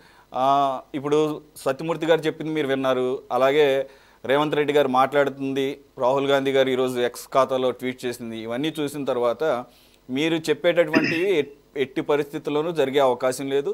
రిజర్వేషన్స్ అంశం అనేది అది ఎవరు కూడా తీయరు, అటువంటి సాహసం ఎవరు చేయరు అని చెప్పి చెప్పేసి సత్యమూర్తి గారు. మరి మీరు పదే ఆరోపణలు ఎందుకు చేస్తున్నట్లు? ఫస్ట్ లాస్ట్ 10 years అంటే భాజపా మాట్లాడుతున్న విధానాన్ని అంటే ఇక్కడ మనం క్లియర్ కట్ గా ఒకటి రాష్ట్రానికి ఒకటి నేషనల్ లెవెల్లో మాట్లాడాలి. ఫస్ట్ రాష్ట్రం లెవెల్లో బీజేపీ అన్నగారు ఏమంటున్నారంటే రేవంత్ రెడ్డి హిస్టరీ తెలుసా మీకు? ఏంటంటే రేవంత్ రెడ్డి హిస్టరీ ఒక్కడై పోరాడు, ఇండిపెండెంట్ గా జడ్పీటీసీ తెలిసి ఈరోజు సీఎం స్థాయి వరకు వచ్చాడు. లోన్ పర్సన్ ఎక్కడ కాంగ్రెస్ లో చాలా వీక్ ఉన్న కాంగ్రెస్ లో పిసిసి పట్టాలు చేర్చుకున్న తర్వాత కాంగ్రెస్ క్యాడర్ ని ఊడ్చబడిచి ఈ రోజు అధికారం చేయించుకున్నారు. అపోజిషన్ గా ఉన్నప్పుడు బాధ్యత గల లీడర్ లాగా పోరాడాడు. ఎలా ఒకప్పుడు అనుకుంటున్న తెలంగాణ సమాజం కేసీఆర్ కి ఆల్టర్నేట్ లేదు ఇంకా అనుకుంటున్న సమాజాన్ని తట్టి దళిత బంధు రూపంలో కరప్షన్ అయింది. 3 ఎకరాలని దొంగ హామీలు ఇచ్చారు. దళితులు సీఎం అని దొంగ హామీలు ఇచ్చిన ఈ బీఆర్ఎస్ గుణపాఠం చెప్పాలి, మార్పు రావాలి అని ఆయన పోరాటం చేస్తే ప్రజలు నమ్మారు. నిజంగా మార్పు కావాలి తెలంగాణ సమాజం అని ఆయనకు రిపోర్ట్ కార్డులో 100 మార్కులు పడ్డ తర్వాత ఆయన లీడర్ గా సీఎం గా ఈ రోజు మన ముందు ఉన్నారు. That is called able and credible leadership అంటారు. ఇప్పుడు అధికారంలో వచ్చిన తర్వాత మీరు ఒకప్పుడు అపోజిషన్ లో ఉన్నప్పుడు చాలా మాటలు చెప్పారు. మరి ఇప్పుడు అధికారం ఉంది, మీరు ఎంక్వైరీ పెట్టండి అని బీజేపీ అన్నగారు అంటారు. ప్లస్ ఒకవేళ అది ఫ్యాక్ట్ అయితే మేమైతే ఎంక్వైరీ పెట్టాము. ఆర్టికల్ 21 ఎవరో మిస్యూజ్ చేశారు. ఇంతకు ముందు ఉన్న తెలంగాణ సొమ్ము మొత్తాన్ని దుర్వినియోగం చేశారు. ఏది దళిత బంధు అన్న రూపంలో వందలాది ఎకరాలు ఉన్న వాళ్ళకి ఏది మిస్మేనేజ్మెంట్ అంటే అడ్మినిస్ట్రేటివ్ ఫెయిల్యూర్, తెలంగాణ సొమ్ము ఆరబోసారు. కాళేశ్వరం అన్న పేరుతో కాళేశ్వరం కుంగింది. ఇవన్నీ ఆయన పాత వాళ్ళు అన్ని మోసుకుంటూ ఆ రెవెన్యూ ఛానల్ చేసుకుంటూ 6 గ్యారంటీ 100 days అన్నారు. అందులో 5 డెఫినెట్ ఇచ్చారు. ఇంకోటి ఆగస్ట్ 15th వస్తుంది. ఎందుకు వస్తుందంటే ఓ మెచ్యూర్ క్రెడిబుల్ లీడర్షిప్ ఇందాక అన్నాను చూడండి. ఎందుకు అలా ఆలోచిస్తున్నారంటే తెలంగాణ సొమ్ము మీద ఆర్థికంగా స్ట్రెస్ పడవద్దు, టైమ్లీ డిసిషన్స్ తీసుకోవాలి, అది ఏబుల్ లీడర్షిప్. అదే ఇప్పుడు నేషనల్ రండి, ఇప్పుడు బీజేపీ లాస్ట్ మాట్లాడుతుంది, అమిత్ షా గారు ఇక్కడికి వచ్చారు, రిజర్వేషన్ కోణంలో మాట్లాడుతున్నారు, చెవెళ్లలో సభ పెట్టుకున్నారు, మైనారిటీస్ కి రిజర్వేషన్ తీసి పక్కన పడేస్తాము అంటున్నారు. ఇదేం దేశం మనం నడిపిస్తుంది? మైనారిటీస్ కూడా ఈక్వల్ రైట్స్ ఉన్నాయి. ఇక్కడ మైనారిటీస్ అంటే మళ్ళీ వీళ్ళు ముస్లిం మైనారిటీసే అడుకోవద్దు. ఇదాక భాజపా వాళ్ళకు అలవాటు ఉంది, Congress pro to Muslim. No, Congress is pro to this nation building, nation కట్టడానికి. ఈ రోజు సో కాల్డ్ మనం సూపర్ పవర్ అవ్వబోతున్నాం అని వికసిత్ భారత్ అని కలలు కంటున్నారు చూడండి భాజపా వాళ్ళు. దానికి పునాదులు వేసింది ఇదే కాంగ్రెస్. దేనిపైన తెలుసా? సత్య, అహింస, సర్వోదయ అన్న ప్రిన్సిపల్ మీద వేసింది. వీళ్ళకి ఇవన్నీ తెలియదు. మా రాహుల్ గాంధీ భారత్ జోడో యాత్ర ఎందుకు చేస్తున్నారు అంటే ద్వేషం నలుమూలలా పెరిగిపోతుంది భాజపా రూలింగ్ వల్ల. ఎలా? మాబ్ లించింగ్ అవుతుంది, మహిళలకు ఈక్వల్ రైట్స్ లేదు, శ్రామిక్ లా లేదు, రైతులకు చట్టపరికమైన ఎంఎస్పీ లేదు, ప్రతి ఒక్క వర్గం పెయిన్ లో ఉంది. రైట్, దానికి యాంటీడోస్ ఇచ్చే విధంగా మేము మేనిఫెస్టో రూపంలో అష్యూరెన్స్ ఇచ్చాము. రేపు మమ్మల్ని ప్రజలు ఎన్నుకోవాలి అన్న కోణంలో మేము మాట్లాడుతున్నాం, జనాల్లో మమేకమై మాట్లాడుతున్నాం. ఇక్కడ భాజపా సంకల్పత్ర పెట్టింది. లాస్ట్ 10 years లో వీళ్ళు చేసింది ఏంటి? ఎంప్లాయ్మెంట్ ఎంటర్ప్రెన్యూర్ ఎడ్యుకేషన్, రైట్, మహిళలకు ఏ విధంగా డైరెక్టర్ పాలసీ అంటే ఎస్సీ, ఎస్టీ, ఓబీసీస్ ఉన్నాయి. జనగణన చేయకుండా సో కాల్ 3 trillion ఎకనామీ ఎలా పంచుకున్నారు, దేశ సంపాదన ఎలా పంచుకున్నారు, క్లారిటీ లేదు. ఎవరండి దేశ జనాలకు మోసం చేస్తుంది? ఇదే భాజపా కాదు. ఇప్పుడు మీరు ఎగ్జాంపులరీ చూడండి, లాస్ట్ 10 years లో పార్లమెంట్ ఫంక్షనింగ్ చూస్తే, last 75 years of our independence చూస్తే, లాస్ట్ 10 years లో మినిమం అంటే 65% ఫంక్షన్ అయింది పార్లమెంట్. అంటే డెమోక్రసీని తొంగలో తొక్కేది ఎవరండి? మన రిటైర్డ్ జ్యుడిషియరీ జడ్జిలు అందరూ ప్రెస్ మీట్ పెడతారు. ప్రెస్ మీట్ పెట్టి ఏమంటారు తెలుసా? రేషనల్ వర్డిక్ట్ జుడిషియరీలో రావట్లేదు, ఓ రిలీజియన్ ఓవర్టేక్ చేస్తుంది అని వాళ్ళు ప్రెస్ మీట్ లో చెప్తున్నారు. సావధాన్ అంటున్నారు మన దేశ జనాభా. అంటే ఎవరండి? హిందూ రాష్ట్ర నిర్మాణం కోసం ఆ సంవిధానాన్ని తొంగలో తొక్కి కొంచెం వాల్యూ తగ్గించి పరిపాలన అందిస్తుంది ఇదే భాజపా కాదా? అది మన రిటైర్డ్ జడ్జిలు అంటున్నారు. రిటైర్డ్ జడ్జిలు స్టేట్మెంట్ పక్కన పెట్టితే మీరు గుటన్బర్గ్ రిపోర్ట్లు ఉన్నాయి. నేను I'm giving you extraordinary fact here, experimental result. Gutenberg report అంటుంది, ఏమంటుందంటే ప్రతి ఒక్క ఇన్స్టిట్యూషన్ ఆఫ్ ది ఇండియా, ప్రతి ఒక్క ఇన్స్టిట్యూషన్ రిలీజియన్ ఓవర్టేక్ చేస్తుంది అంటుంది. అది డెమోక్రసీకి ఎట్టకేలకు మంచిది కాదంటుంది. ఇట్లాగా అన్నగారు ఇందాక బీజేపీ అన్నగారు మాట్లాడుతూ ఉంటే అంత సర్ఫేషియల్, ఏది క్రెడిబుల్ ఎగ్జాంపుల్ లేదు. నేను మాట్లాడుతున్నది రిపోర్ట్ తో సహా చెప్తున్నాను. నేను ఇంకోటి చెప్తా చూడండి. ఇదే ప్రైమ్ మినిస్టర్ ఏమంటారండి? 80 కోట్ల జనాభా ఈ రోజు రేషన్ తీసుకుంటుంది అని. అంటే 80 కోట్ల జనాభా నీది పేదరికంలో ఉంటే నువ్వు వికసిత్ భారత్ ఎట్లా చేస్తావు, విశ్వగురు ఎట్లా చేస్తావు? అంటే మీరు ఒకటి అర్థం చేసుకోవాల్సింది, ఇది ఒక ఫ్యాక్ట్ అయితే నీ రూపాయికి ఇంటర్నేషనల్ మార్కెట్ లో వాల్యూ లేకుండా పోతుంది. మోడీ వచ్చిన తర్వాత ఇంటర్నేషనల్ లో మనకు వాల్యూ ఉంది అని అదేదో కెమెరా ముందు చూపిస్తారుగా, అది రియాలిటీ కాదు. మీరు లాజిక్ చూడండి, ఇక్కడ రూపాయి వాల్యూ పడిపోతుంది, ఏది టచింగ్ 100 rupees. మీరు ఏ రకంగా డెవలప్మెంట్ చేస్తూ స్వామి అంటే చెప్పరు, ఆన్సర్ లేదు. ఒకవేళ రూపాయి వాల్యూ పడిపోతుంది అనుకోండి, ఎంప్లాయ్మెంట్ జనరేట్ చేయడంలో ఫెయిల్ అయ్యారు, మీరు ఎఫ్డిఐస్ తీసుకురావడంలో ఫెయిల్ అయ్యారని, సోషల్ స్కీమ్స్ అందియడంలో మీరు ఫెయిల్ అయ్యారని అర్థం. అంటే మీరు గవర్నెన్సే అందియలేక చేతగానితనంగా ఫెయిల్ అవుతున్నారని అర్థం. దీనికి ఇంకో ఎక్స్ట్రాడినరీ ఎగ్జాంపుల్ చెప్పనా మీకు? జనగణన చేయకుండా లాస్ట్ 3 years నుంచి మీరు పరిపాలిస్తున్నారు చూడండి. ఏ విధంగా అండి? ఒక కామన్ మ్యాన్ కి క్వశ్చన్ వస్తుందిగా, ఇదే క్వశ్చన్ పార్లమెంట్ లో ఎంపీలు రేస్ చేస్తే 180 మంది ఎంపీలని సస్పెండ్ చేసింది, right, for a day, 1 week లోపల రానియకుండా. అంటే 180 ఎంపీలని సస్పెండ్ చేసిరు. అంటే 180 ఎంపీ కాన్స్టిట్యున్సీలో ఉన్న ప్రజా గొంతుపై వాళ్ళు అక్కడ మాట్లాడాలి, వాళ్ళ గొంతుని నొక్కారు. అంటే ఎవరండి డెమోక్రసీని తుంగలో తొక్కుతుంది? అంత చిత్తశుద్ధిగా మాట్లాడుతున్నారు వీళ్ళు. మహిళా ఎస్టీని ప్రెసిడెంట్ ఆఫ్ ఇండియా చేశామన్నారు. సరే, మహిళా ప్రెసిడెంట్ ఆఫ్ ఇండియా చేశారు, పార్లమెంట్ ఇనాగ్రేషన్ కనబడలేదు మహిళ. ఎవరండి కెమెరా ముందు ఏమో కోట్లాది వాల్యూ చేసే డ్రెస్సులు వేసుకొని తిరుగుతారు, ఒక్కడ మాత్రం యోధులాగా చెన్నై నుంచి జమ్మూ అండ్ కాశ్మీర్, మణిపూర్ నుంచి వెస్ట్ మహారాష్ట్ర వరకు భారత్ జోడో యాత్ర చేస్తున్నాడు, రియాలిటీస్ ఎండబడుతున్నాడు. ఎవరండి అంటే ఇదే కాంగ్రెస్ పార్టీ కాదా ఈ దేశ హితానికై పోరాటం చేస్తుంది? వీళ్ళు అబద్ధాలు చేసి మోసం చేసే బ్యాచ్ ఈ రోజు ఢిల్లీలో కూర్చుంది. వీళ్ళు మళ్ళీ అంటారు ఇప్పుడు సంకల్పత్ర అంటున్నారు, మేము మేనిఫెస్టో రూపంలో 5 pillars ఆఫ్ జస్టిస్ అంటే వీళ్ళు సంకల్పత్ర అంటారు. డిఫరెన్స్ చూడండి, లాస్ట్ 10 years లో మీరు చేయించింది ఏమి లేదు, మళ్ళీ ఇంకేం సంకల్పం ఉంది మీకు? డౌట్ వస్తుందిగా. అంటే కాన్స్టిట్యూషన్ ని మార్దాం అనుకుంటున్నారా, ఆ సంవిధాన్ని మార్దాం అనుకుంటున్నారా, ఏం చేయాలనుకుంటున్నారు మీరు? అంటే ఒక రకంగా యూసీసీ తీసుకొచ్చి ఫోర్స్ఫుల్ గా రబ్ చేద్దాం అనుకుంటున్నారా? ఓ యాక్టివిటీ అయిందండి, రామ్ మందిరం నిర్మాణం అయింది, ఆర్టికల్ 370 రద్దు చేశారు, వెరీ నైస్. ఒకవేళ ఫేట్ గాట్ అకంప్లిష్డ్, ఇప్పుడు కంగ్రాచులేషన్ అందం భాజపా వాళ్ళకి. కానీ వాట్ ఈస్ నెక్స్ట్? ఇదే 80 కోట్ల జనాభా పేదరికంలో రేషన్ తీసుకుంటుంది అంటే మీరు చేసింది ఏంది? ఇంకో విషయం మీరు చూడండి sir, this is the fact, I'm telling you, 65 to 75% of this wealth of this nation belongs to only 5% of population. Who are they? ఎవరు తెలుసా? పూంజీపతులు, అదానీలు, అంబానీలు. అంటే ఏ విధంగా వీళ్ళు మల్టీ పవర్టీ ఇండెక్స్ అంటుందిగా, ఇప్పుడు United nation multi poverty index లో శ్రీలంక, పాకిస్తాన్ కన్నా worst ఎందుకు ఉంది మీ దేశంలో అంటే డిస్పారిటీస్ పెరిగిపోతున్నాయి, రైట్? ఎందుకు అంటే ఈ సైన్స్ వాళ్ళకి అర్థం కాదు. వీళ్ళ దగ్గర జనగణన చేయకుండా టార్గెటెడ్ పాలసీస్, ఈవెన్ ఓసీస్ లో కూడా ఎకనామికల్లీ వీకర్ సెక్షన్ రేషియో పెరిగిపోతుంది. మీరు అడ్మినిస్ట్రేషన్ రూపంలో ఈ దేశ సంపాదన వాళ్ళకి సోషల్ వెల్ఫేర్ స్కీమ్ లో ఎలా అందిస్తున్నారు చూపియండి అబ్బా అంటే చెప్పరు. ఇంకో ఫ్యాక్ట్ చెప్తా చూడండి, బీసీ నుంచి ఎస్సీ ఎస్టీ వరకు హయ్యర్ ఎడ్యుకేషన్ లో హార్డ్లీ 5% to 6% రిప్రజెంటేషన్ అండి లాస్ట్ 10 years లో. అదే కాంగ్రెస్ మన్మోహన్ సింగ్ లో చూడండి, అరే ఎటు తీసుకెళ్తున్నారు దేశానికి?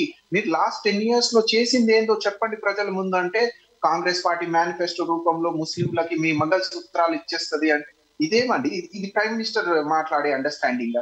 This is what your prime minister speaks every life. అంటే ప్రైమ్ మినిస్టర్ హోదాలో ఉండి అబద్ధాలు మాట్లాడవచ్చా? అరే మీరు ఎటు తీసుకెళ్తున్నారు దేశానికి? ఆ బాధతోనే, ఆ ఆవేదనతోనే సత్యాన్ని బేస్ చేసుకొని, సర్వోదయ ప్రిన్సిపల్ ని బేస్ చేసుకొని మా నాయకుడు భారత్ జోడో యాత్ర అంటున్నాడు.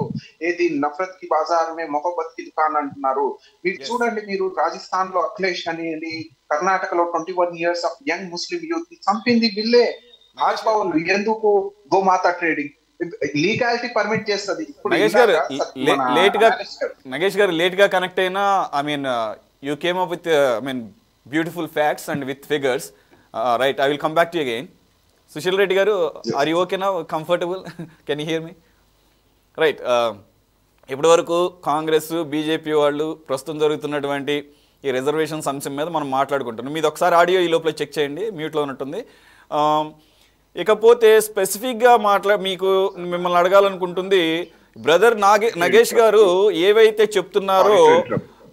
వస్తాను బ్రదర్ నగేష్ వస్తాను మేడం. ఓకే రైట్, క్విక్ గా క్వశ్చన్ ఏంటంటే, మీరు బేటీ బచావ్ బేటీ పడావ్ అన్నారు. ఆ బేటీల మీద దౌర్జన్యం, రవణ అని, బ్రిజ్ భూషణ్ అని, సెంగర్ అని రేప్ కేసుల్లో కన్విక్ట్ అయ్యారా? మీరు ఏమైనా ఎఫ్ఐఆర్ ఫైల్ చేసిరా? అంత చిత్తశుద్ధిగా ఉన్నారా మీరు దేశ మహిళలపై? మీరు ఒక్కసారి చెప్పాల్సిన అవసరం. ఇంతకు ముందు నేను ఎక్కడో చూసాను, బ్రిజ్ భూషణ్ కి బదులుగా వాళ్ళ కుటుంబంలో ఎవరికి ఏదో టికెట్ ఇచ్చినట్టుగా ఉంది. I think I don't know how far it is. కుటుంబం మొత్తానికి టికెట్ ఇచ్చింది బీజేపీ. కొడుకు ఇచ్చారు. ఎస్. సరే, ఆ అంశం త్వరగా చూద్దాం. ఇది సత్యమూర్తి గారు మీరు అన్నది గుర్తుపెట్టుకొని మీకు తర్వాత ఆన్సర్ చెప్తారు. But let us go for BRS. Sushil Reddy గారు, మై స్పెసిఫిక్ క్వశ్చన్. నగేష్ గారు ఏవైతే ఒక ప్రధానమంత్రి స్థాయిలో ఉండి మతాల అంశాలను ఎన్నికల ప్రచారంలో అంత డైరెక్ట్గా హిందువుల యొక్క ఆస్తులన్నీ తీసుకెళ్ళి ముస్లిమ్స్కి తీసుకెళ్ళి ఇస్తారు, కాంగ్రెస్ వాళ్ళు కనుక గెలిస్తే ఈ దేశాన్ని మొక్కలు చేస్తారు, లేదంటే కనుక హిందూ మహిళల పుస్తుల్నే తీసుకెళ్ళి మా ముస్లిమ్స్కి ఇచ్చేస్తారని చేస్తున్నటువంటి క్రమంలో మీ నాయకుడు కేసీఆర్ గారు మొన్న ఖమ్మంలో నామానాగేశ్వరరావు గారిది ప్రచార సభలో మాట్లాడుతూ రేపు ఎన్డీఏ గవర్నమెంట్కి మెజారిటీ రావటం లేదు, వాళ్ళు గవర్నమెంట్ ఫామ్ చేసే అవకాశం లేదు, మెజారిటీ ఉండదు కాబట్టి కొయిలేషన్ గవర్నమెంట్ ఫామ్ అవుతుంది, దాంట్లో నామానాగేశ్వరరావు గారికి మంత్రి పదవి దక్కబోతోంది. ఏంటి దీన్ని ఎలా చూడాలి? బీజేపీ ప్రధానమంత్రి మోడీ గారు మాట్లాడిన వివాదాస్పద అంటే వాళ్ళు ఎన్నికలు రాగానే ఓన్లీ రెచ్చగొట్టుడు. వాళ్ళ అస్త్రం ఏంది అని అంటే మతతత్వం రెచ్చగొట్టుడు తప్ప ఇంకొకటి అస్త్రం లేదు. డెవలప్మెంట్ లేదు, ఏ రకమైనది లేదు. ఎన్నికలు ఓన్లీ ఎన్నికలు పట్టుకొని వాళ్ళు ఏదైనా మాట్లాడతారు, ఏదైనా చేస్తారు. వాళ్ళ మాటలకు చేతలకు అసలు సంబంధం లేదు. సరే అండి, ఇప్పుడు రేవంత్ రెడ్డి గారి మీద, ముఖ్యమంత్రి గారి మీద చాలా మాటలు మాట్లాడుతున్నారు, వివాదాస్పదమైన మాటలు మాట్లాడుతున్నారు, మతాల దగ్గర మాట్లాడుతున్నారు, ఆడవాళ్ళ మంగళసూత్రాల గురించి మాట్లాడుతున్నారు, ముస్లింల గురించి మాట్లాడుతున్నారు. అన్ని కరెక్ట్. రేవంత్ రెడ్డి గారి మీద కరప్షన్ అని మాట్లాడుతున్నారు. మరి తీసుకున్నారా అండి? ఏమన్నా తీసుకున్నారా? యాక్షన్ తీసుకున్నారా? తీసుకోలే. ఓన్లీ ఓట్ల కోసం, ఎన్నికల కోసం నువ్వు గిచ్చినట్టు చేసి, నువ్వు ఏడ్చినట్టు చేయి, నేను గిచ్చినట్టు చేస్తా అనేదే తప్ప ఈ రాష్ట్ర ప్రభుత్వము, కేంద్ర ప్రభుత్వం మాటలు అట్లాంటి ఏం లేవు. బడే బాయ్ చోటే బాయ్, ఒకరినొకరు తిట్టుకుంటుండ్రు, పబ్బం గడుపుకుంటుండ్రు. ఓట్లు పడాలి, ప్రాంతీయ పార్టీలను దెబ్బతీయాలి. వీళ్ళు ఇండియా మొత్తం, దేశం మొత్తంలో వీళ్ళ ప్లాన్ ఏంటంటే కాంగ్రెస్ గాని బీజేపీది గాని ప్రాంతీయ పార్టీలను తొక్కేయాలి అన్నది ఒకటే. వాళ్ళు మాట్లాడుకొని ప్రాంతీయ పార్టీలను పక్కకు తొలిపియాలి, వీళ్ళ టాక్ ఉండొద్దు. అందులో భాగమే వీళ్ళిద్దరు ఒకటై కేసీఆర్ గారి 48 గంటల బస్సు యాత్ర పనిచేసిండ్రండి. వచ్చే ప్రజానికాన్ని, వచ్చే రెస్పాన్స్ ను ఎక్కడ మళ్ళా ప్రజలకు పోతారో, మాకు మళ్ళీ ఎక్కడ లేకుంటే అవుతుందో అని ఇద్దరు మూకుమ్మడిగా ఒకటై ఈ రోజు యాత్ర పనిచేసిండ్రు. సోషల్ మీడియా త్రిశాంకును అరెస్ట్ చేసింది. ఏదైతే నిజాన్ని పోస్ట్ చేసిన, ట్వీట్ చేసిన త్రిశాంకునేమో అరెస్ట్ చేస్తారు. మార్పింగ్ చేసి డూప్లికేట్ ది పోస్ట్ చేసిన గౌరవ ముఖ్యమంత్రి రేవంత్ రెడ్డి గారినేమో అరెస్ట్ చేయరు. దీన్ని ఏమంటారండి? బీజేపీ గాని కాంగ్రెస్ గాని చెప్పాలి మీరు. కాదు మేడం, ఇప్పుడు ఎలక్షన్ కమిషన్ కదా చర్యలు తీసుకుంది. ఎలక్షన్ కమిషన్ అండి, వాళ్ళు భయపడుతున్నారు. ఇప్పుడు రాష్ట్రంలో కాంగ్రెస్ ఉన్నది, సెంట్రల్ లో ఇప్పుడు వివాదాస్పద మాటలు మాట్లాడే మోడీ గారు కనబడరా అండి? నడ్డా గారికి ఎందుకు ఇస్తారు? మాట్లాడింది మోడీ గారు.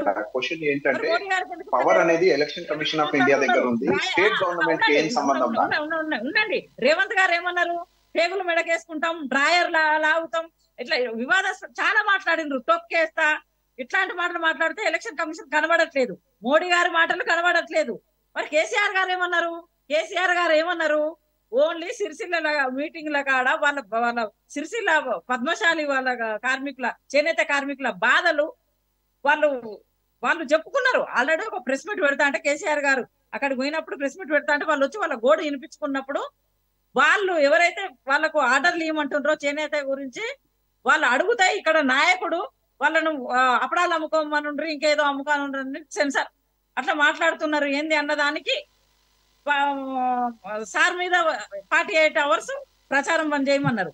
మరి మోడీ గారి మీద ఎలక్షన్ కమిషన్, రేవంత్ రెడ్డి గారి మీద ఎందుకు యాక్షన్ తీసుకుంటలేరు? వాళ్ళు ఏమైనా మాట్లాడొచ్చా? వివాదాస్పదమైన మాట్లాడలేరా?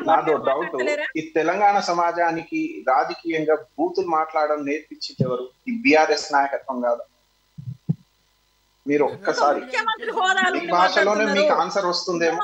మాట్లాడారు ముఖ్యమంత్రి గారు. మరి చెడ్డీ లాగేస్తాము, పేర్లకు మడగేసుకుంటాం, తొక్కేస్తాం, సంపేస్తాం, దానికి దారుణంగా మాట్లాడిరండి. ఇప్పుడు కూడా మాట్లాడుతున్నారు. లఫ్ట్, దొంగ, ఇవన్నీ ఇదే నా భాష మాట్లాడి. మేడం ఇప్పుడు బీజేపీ కాంగ్రెస్ ఒకటి అంటున్నారు. ఈ రాష్ట్రాన్ని మీరు నడుపుతున్నప్పుడు 1 నేషన్ 1 ఎలక్షన్ కోసం మద్దతు ఇచ్చింది ఎవరమ్మా? ఇదే బీఆర్ఎస్ పార్టీ. మీరు గ్రహించాలి. డిమానిటైజేషన్ కోసం, ఫార్మ్ బిల్ కోసం మద్దతు ఇచ్చింది బీజేపీకి ఎవరు? ఇదే బీఆర్ఎస్ పార్టీ. అమ్మా ఏది లాక్డౌన్ లో, కోవిడ్ లో పారాసిటమాల్ వేసుకోండి అంటున్నారు. సేమ్ మోడీ భాష మాట్లాడింది, సపోర్ట్ చేసింది కేసీఆర్ గారు. అమ్మా మీరు లేదమ్మా, లేదు. ఇప్పుడు బండి సంజయ్ గారు ఒకప్పుడు పిసిసి చీఫ్ ఉండే బీజేపీలో, ఆడ ఢిల్లీ ఎవరో వెళ్ళారు, ఆయనకు చేంజ్ చేయించారు. ఎవరమ్మా? బీజేపీ బీఆర్ఎస్ ఒక్కటి కాదా అమ్మా? మీరు సబ్జెక్ట్ ఒకవేళ గుజరాత్ మోడల్ చేస్తా అన్నది ఎవరండి? ఇప్పుడు ఎలక్షన్ దగ్గరకు వచ్చిన కొద్దీ మీరు గిచ్చినట్టు చేయండి, మేము ఏడ్చినట్టు చేస్తామని ఇప్పుడు చేస్తున్నది ఎవరు? గుజరాత్ మోడల్ లో పరిపాలించింది, పేపర్ లీక్ చేసింది మీరమ్మా. లిక్కర్ స్కామ్ లో వచ్చింది మీరు. ఒక పేపర్ కి 7 లక్షలకి అమ్మింది, 20 లక్షలకి అమ్మింది మీరు. అది గుజరాత్ మోడల్. మీరు కాపీ చేశారు. అది ఏం కాదు. సాబర్మతి రివర్ ఫ్రంట్ లో ఇండస్ట్రియల్ ఏరియా ఉంది, అది మూసీ రివర్ ఫ్రంట్ కి మీరు అలొకేట్ చేయండి. మీరు దేశాన్ని నడిపిస్తున్నారు, పెద్దన్న హోదాలో చేయండి అని రెస్పెక్టెడ్ మా సీఎం గారు అడిగారు. అది మీరు లాస్ట్ 10 years లో ఆయనతో మమేకమై చేసుకోలేకపోయారు. మేము చేసుకోవాలనుకుంటున్నాము. తెలంగాణ మీరు వినండి, లాస్ట్ 10 years లో ప్రైమ్ మినిస్టర్ మోడీ గారు తెలంగాణ వస్తే సీఎం గారు మిస్సింగ్ అక్కడ. మీరు ప్రోటోకాల్ రకంగానే ఫాలో అవ్వలేదు. మీరు డెమోక్రసీ గురించి మాట్లాడతారు. మీరు బీజేపీ ఒకటే. వాళ్ళు పార్లమెంట్ ఓపెన్ చేసేటప్పుడు మహిళా prime minister president of India పిలవలేదు. ఇక్కడ గవర్నర్ మహిళా గవర్నర్ ని సెక్రటేరియట్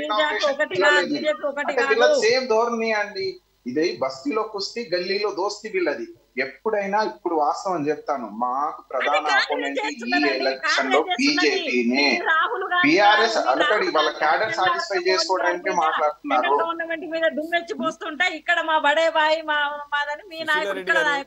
సుశీలారెడ్డి గారు వీటన్నిటికీ నేను అందుకని నేను మిమ్మల్ని స్ట్రైట్ గా అడిగింది అదే. వీటన్నిటికీ తెరదించుతూ ఇండైరెక్ట్ గా కేసీఆర్ గారే ఆన్సర్ చేశారు అనుకోవాలా లేదా? అది 2 రోజుల క్రితం Nama Nageswararao is going to be in the cabinet, is going to be the central minister అంటే దాని అర్థం ఏంటి? ఎన్డీఏ గవర్నమెంట్కి మెజారిటీ రాదు అంటే ఖచ్చితంగా కోయిలేషన్ మన సహకారం అవసరం అవుతుంది, మన మద్దతు అవసరం అవుతుంది, దాంట్లో భాగంగా నీకు మంత్రి పదవి వస్తుంది అని చెప్పేసి నామా నాగేశ్వరరావుని కోట్ చేయడం అంటే మరి బీఆర్ఎస్ బీజేపీ ఒకటే అనే దానికి మీరు అక్కడ శాంక్టిటీ వచ్చేసింది కదా. ఒక్కటే అంటే ఇక్కడ మీరు ఏదో ఒప్పందం చేసుకున్నారని నేను అంటం లేదు, అటువంటి సిగ్నల్స్ పంపిస్తున్నారు కదా. మరి మీరు అన్నట్లుగానే ఇప్పుడు కవిత గారిని లోపలేశారు కాబట్టి కవిత గారిని రక్షించుకునే క్రమంలోనే ఆయన లొంగిపోయాడు, కూతురు విషయంలో లొంగిపోయాడు, పార్టీని పణంగా పెడుతున్నారు. మీ పార్టీ నుంచి వెళ్ళిపోతున్న నాయకులు కూడా చేస్తున్నటువంటి ఆరోపణలు అదే. మీ పార్టీ నుంచి వెళ్ళిపోతున్నటువంటి నాయకులు, వెళ్ళిపోయిన నాయకులు కూడా అది నిజమో కాదు పక్కన పెడితే దానో నాగేంద్ర వచ్చు, కడియం శ్రీహరి వచ్చు, ఇవే ఏదైతే వాళ్ళు చెప్పారో దానికి అనుగుణంగానే 2 రోజుల క్రితం కేసీఆర్ గారు ఖమ్మంలో చేసినటువంటి ఆ ప్రసంగం కూడా అలాగే కనబడుతుంది. అడిగిండ్రు కలుపుకోవడానికి, వాళ్ళు అడిగింది నిజము, వీళ్ళు ఒప్పుకోలేదు అని చెప్పిండ్రు. ఒప్పుకోలేదని వాళ్ళు చెప్పింది ఏంది? నేను కూడా ఒప్పుకుంటున్నా, వాళ్ళు బయటకు వచ్చి చెప్పింది ఏంది? అక్కడి నుంచి వచ్చింది సిగ్నల్, సార్ ఒప్పుకోలేదు, చర్చలు అయింది, వాస్తవం అక్కడి నుంచి వచ్చింది, సార్ అనలేదు. I'm sorry for you. మీరు కేసీఆర్ గారు చేసిన వాళ్ళు కేటీఆర్ గారు మాట్లాడుతున్న మాటలకి మీరు సమాధానం చెప్పుకోవాల్సి వస్తుంది అధికార ప్రతినిధులకు. కానీ 2 రోజుల క్రితమే ఆయన ఆ మాట మాట్లాడటం అనేది అంత సీనియర్ లీడర్ అయ్యుండి నాకే ఆశ్చర్యం అనిపించింది. అంత ఇదిగా నోరు ఎలా జారగలిగారా? లేదా దీని వెనక ఏమన్నా వ్యూహం ఉందా? కీలకమైతే ఎక్కడైనా సెంట్రల్ గవర్నమెంట్ ఏ ప్రభుత్వం వచ్చినా దేనికైనా కీలకం అవుతాం.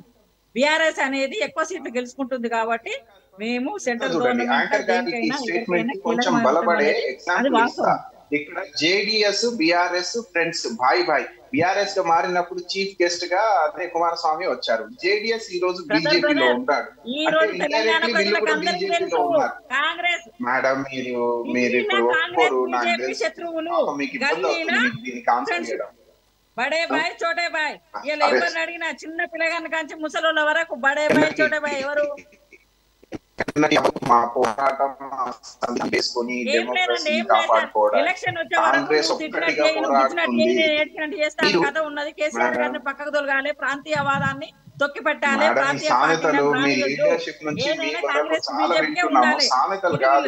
మీరు ఫ్యాక్ట్ మాట్లాడితే దానికి లాజికల్ అండర్స్టాండింగ్ ఉండాలి. మీరు చెప్పండి, మీ ఉత్తర బృందమైన జేడీఎస్ ఈ రోజు బీజేపీలో ఉంది అంటే మీరు బీజేపీలో ఉన్నారా? మీరు ఇండియా అలయన్స్ లో అయితే లేరు. మీరు ఇప్పుడు జేడీఎస్ బీజేపీలో ఉంది, మీరు బీజేపీలో ఉన్నారా? మీరిద్దరు ఒకటే అమ్మగారు, మీరిద్దరే ఒకటే. Time will clarify all these things. Okay, ఎవరికి బి టీం అనేది చెప్తుంది, లేదంటే ప్రజలే ఒక నిర్ణయం తీసుకుంటారు. సత్యమూర్తి గారు ఇందాక మన నగేష్ గారు చాలా అంశాలు లేవనెత్తారు. మీరు కొన్ని నోట్ చేసుకుని ఉంటారు లేదా గుర్తుపెట్టుకుని ఉంటారు. ఆయన విత్ ఫిగర్స్ మాట్లాడారు. మీరు మాత్రం గాల్లో చెప్తున్నారు తప్ప మీరు మాట్లాడే వాటికి క్రెడిబిలిటీ లేదని నగేష్ గారు అంటున్నారు. What you say? ఇప్పుడు అదే నేను చెప్తాను, నాకు తగిన సమయం దయచేసి ఇంటరప్ట్ చేయకుండా. ఖచ్చితంగా ఈ 60 ఏళ్ళు దేశాన్ని పరిపాలించింది ఎవరండి? కాంగ్రెస్ పార్టీ కదా. ఇవాళ 80 కోట్ల మంది పేదవాళ్ళు ఉన్నారని చెప్తే ఎవరండి దీనికి మొత్తం బాధ్యులు? ఇప్పుడు కాబట్టి మీరు నరేంద్ర మోడీ గారి ప్రభుత్వం వచ్చిన తర్వాత 25 కోట్ల మంది భారతీయుల్ని అత్యంత పేద, మీరు మాట్లాడుతుందని చెప్తున్నారు.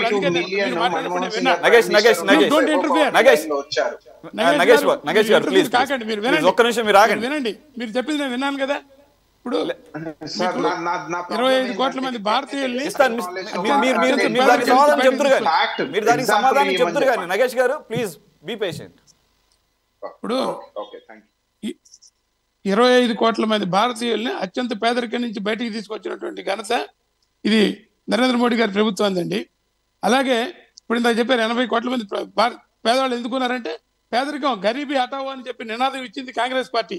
కానీ గరీబీ హటావో అంటే పేదవాడిని పక్కకి పెట్టేయని అర్థం. ఆ అర్థంలో పేదవాడిని పక్కకి పెట్టేసి అభివృద్ధిలో వాళ్ళని భాగస్వామ్యం చేయకుండా ఈ ఏదైతే గ్యాప్ మీరు చెప్పారో ఈ వైడన్ అవడానికి మూల కారణం కాంగ్రెస్ పార్టీ. దాన్ని సరిచేస్తూ ఇప్పుడు ఇవాళ మీకు 50 కోట్ల మంది పైగా బ్యాంక్ అకౌంట్లు లేకపోతే జన్ధన్ ద్వారా బ్యాంక్ అకౌంట్లోకి తీసుకొచ్చిన ఘనత ఎవరిదండి? అలాగే ఇప్పుడు మీకు ఇప్పటి వరకు మన దేశంలో ఒక సొంత వ్యాక్సిన్ మనం ప్రొడ్యూస్ చేయలేకపోయాం ఎన్ని సంవత్సరాల్లో. కాబట్టి ఈ యొక్క టెక్నాలజీకి మనం సరైనటువంటి పాత్ర ఇవ్వకుండా అశ్రద్ధ చేసింది ఎవరు? అలాగే మనం మొత్తం రక్షణ రంగంలో మనకి ఎక్కువ ఇంపోర్ట్స్ ఇవాళ రక్షణ రంగంలో మనం బయట దేశాలకి మనం ఎక్స్పోర్ట్ చేసేటువంటి స్థాయికి మన రక్షణ రంగాన్ని తీసుకెళ్ళినటువంటి ఘనత ఎవరిదంటే ఇవన్నీ అచీవ్మెంట్స్ కాదా? అలాగే కొన్ని వేల గ్రామాల్లో ఇప్పటివరకు కరెంట్ లేదు, విద్యుత్ శక్తి లేకుండా అంధకారంలో ఉన్నటువంటి గ్రామాలు కొన్ని వేల గ్రామాలకి నరేంద్ర మోడీ గారి ప్రభుత్వం వచ్చిన తర్వాత విద్యుత్ కనెక్షన్లు వచ్చినాయి. అలాగే గ్రామాల్లో వాళ్ళకి గ్యాస్ కనెక్షన్లు ఉజ్వల పేరుతో ఎన్ని లక్షల కోట్ల గ్యాస్ కనెక్షన్లు ఉచితంగా నరేంద్ర మోడీ ప్రభుత్వం ఇచ్చిందండి. కాబట్టి ఇవన్నీ కూడా అచీవ్మెంట్స్ కదా. అలాగే ఇళ్ళు అందరికీ ఇళ్ళు అని చెప్పి 11 కోట్ల ఇళ్ళని ఇవాళ మీకు మొత్తం దేశం అంతా కూడా పేదలకి కట్టించి ఇచ్చి ప్రతి ఒక్కరికి కూడా ఇల్లు అని చెప్పేసి చేసినటువంటి ఘనత నరేంద్ర మోడీ గారి ప్రభుత్వానికి కాదండి. కాబట్టి ఇలా అచీవ్మెంట్స్ ఎన్ని చెప్పుకుంటూ వెళ్ళొచ్చండి. ఇవాళ ప్రపంచంలోనే పెద్ద 5వ పెద్ద ఆర్థిక వ్యవస్థగా మనం రూపొందించాం, థర్డ్ బిగ్గెస్ట్ ఎకానమీగా మనం రూపొందించుకోపోతున్నాం అని చెప్పేసి ప్రపంచం చెబుతుంది, మనం చెప్పడం కాదండి. ఆయన ఎవరు హిండెన్బర్గ్ రిపోర్ట్ కూడా చెప్తారు. హిండెన్బర్గ్ రిపోర్ట్ అనేది ఫ్యాబ్రికేటెడ్ రిపోర్ట్, అది ప్రూవ్ అయింది. ఇవాళ అదానీ అంబానీ అంటారండి. అసలు అదానీ అంబానీని పెంచుకొచ్చింది ఎవరు మొదటి నుంచి? ఇవాళ వీళ్ళు 10 ఏళ్ల క్రితం పుట్టారా అదానీ అంబానీ? ఇవాళ కొత్తగా వచ్చారా? ఇవాళ అదానీతో ఎవరండి చట్టపట్టాలు వేసుకుని నిన్న అగ్రిమెంట్ చేసుకుంది? ఈ రేవంత్ రెడ్డి గారు కాదా? ఇప్పుడు ఏ దేశానికైనా సరే పారిశ్రామికవేత్తలు అనేది చాలా అవసరం అండి. ఎందుకంటే పరిశ్రమలు లేకపోతే దేశం ముందుకు వెళ్ళదు. కాబట్టి ఇవాళ రేవంత్ రెడ్డి గారు అయినా సరే, కేసీఆర్ అయినా సరే, ఎవరైనా సరే ఖచ్చితంగా వాళ్ళ దగ్గరికి వెళ్ళాల్సిందే, వాళ్ళతో చట్టపట్టాలు వేసుకుని తిరగాల్సిందే. ఇప్పుడు వచ్చి ఊరికే శుద్ధ కబుర్లు చెప్తే సరిపోదు కదా. మరి ఇంత చెప్పే అదాని గురించి చెప్పాను, ఎందుకు అదాని భుజమే చేసి ఆయనతో అగ్రిమెంట్ అయ్యావు? దీనికి సమాధానం చెప్పగలరా వీళ్ళు? కాబట్టి ఇవన్నీ కూడా ఉట్టి పనికిరాని మాటలు తప్ప దీనిలో ఏది కూడా ఫ్యాక్ట్స్ లేవండి. స్టాటిస్టిక్స్తో సహా నేను రుజువు చేస్తా. ఎన్డీఏ గవర్నమెంట్ వచ్చిన తర్వాత మన రహదారుల ఇన్ఫ్రాస్ట్రక్చర్ ఎంత పెరిగింది, ఎన్ని రెట్లు పెరిగింది. అంతకుముందు 2014 వరకు ఎన్ని కిలోమీటర్లు రోడ్డుకు వేస్తే నరేంద్ర మోడీ గారి ప్రభుత్వం వచ్చిన తర్వాత ఎన్ని కిలోమీటర్లు పెరిగింది. ఇవన్నీ కూడా మన దగ్గర స్టాటిస్టిక్స్ ఉన్నాయండి. అలాగే ఇళ్ల నిర్మాణం కావచ్చు, వసతులు కావచ్చు, ప్రజా జీవనం మెరుగుపడింది, ప్రజలు సంతోషంగా ఉన్నారు. అందుకే మీకు చెప్తున్నా, మేము రేపు వీటన్నిటికీ సమాధానం 4వ తారీఖున అందరూ గట్టిగా వింటారు. ఈ విమర్శించే వాళ్ళు కానీ ఎవరైనా మీరు కూడా అందరూ తెలుసుకుంటారు ఏం జరగబోతుంది అనేది. కాబట్టి ఇటువంటి ఊరికే కబుర్లు చెప్పినంత మాత్రాన్ని వాళ్ళకి కనీసం ప్రతిపక్ష స్థాయి కూడా పొందలేటువంటి పార్టీ ఏం కబుర్లు చెప్తుందండి? ఇన్నేళ్ళు మీరు మంచిగా పరిపాలన చేస్తే ప్రతిపక్ష. అలాగే రాజ్యాంగం అంటారు, ఎమర్జెన్సీ తీసుకొచ్చి రాజ్యాంగాన్ని తొంగలో తొక్కి నేను కూడా జైల్లో ఉన్నానండి. 8 నెలలు నేను జైల్లో ఉన్నా. ఇందిరాగాంధీ ఎమర్జెన్సీ పెట్టినప్పుడు రాజమండ్రి సెంట్రల్ జైల్లో 8 నెలలు ఉన్నాను నేను. కాబట్టి నాకు తెలిసి ఏంటో ఎమర్జెన్సీ. ఆయనకి తెలియకపోతే, ఆయన పుట్టను కూడా పట్ల అసలు ఆయనకి ఎమర్జెన్సీ అంటే కూడా తెలియకపోవచ్చు, కానీ దాన్ని అనుభవించిన వాడిని నేను. కాబట్టి emergency period is the dark period in Indian political history. అది పార్టీతో సంబంధం లేదు, దాన్ని అందరూ అగ్రీ అవుతారు. ఆ టైంలో పార్టీలకు అతీతంగా అందరూ కలిశారు, ఇంక్లూడింగ్ కమ్యూనిస్టులతో కలిసి పోరాటం చేశారు అని చెప్పేసి నాకు తెలుసు.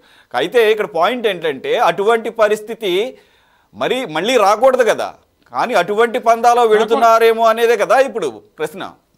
ఖచ్చితంగా అటువంటి పందాలు వెళ్ళమండి. రాజ్యాంగ పాఠాలు నేర్చుకుంటాం. ఇందాక మేడం చెప్పినట్టుగా చంద్రబాబు ఇందిరాగాంధీ గారేమో ఇందిరాగాంధీ డైరెక్ట్ గా చేస్తే మీరు ఏమన్నా ఇండైరెక్ట్ గా ఆ పందాలకు వెళ్తున్నారు అని చెప్పేసి ఇక్కడ అసలు మీకు చెబుతున్నానండి. డైరెక్ట్ లేదు, ఇండైరెక్ట్ లేదు.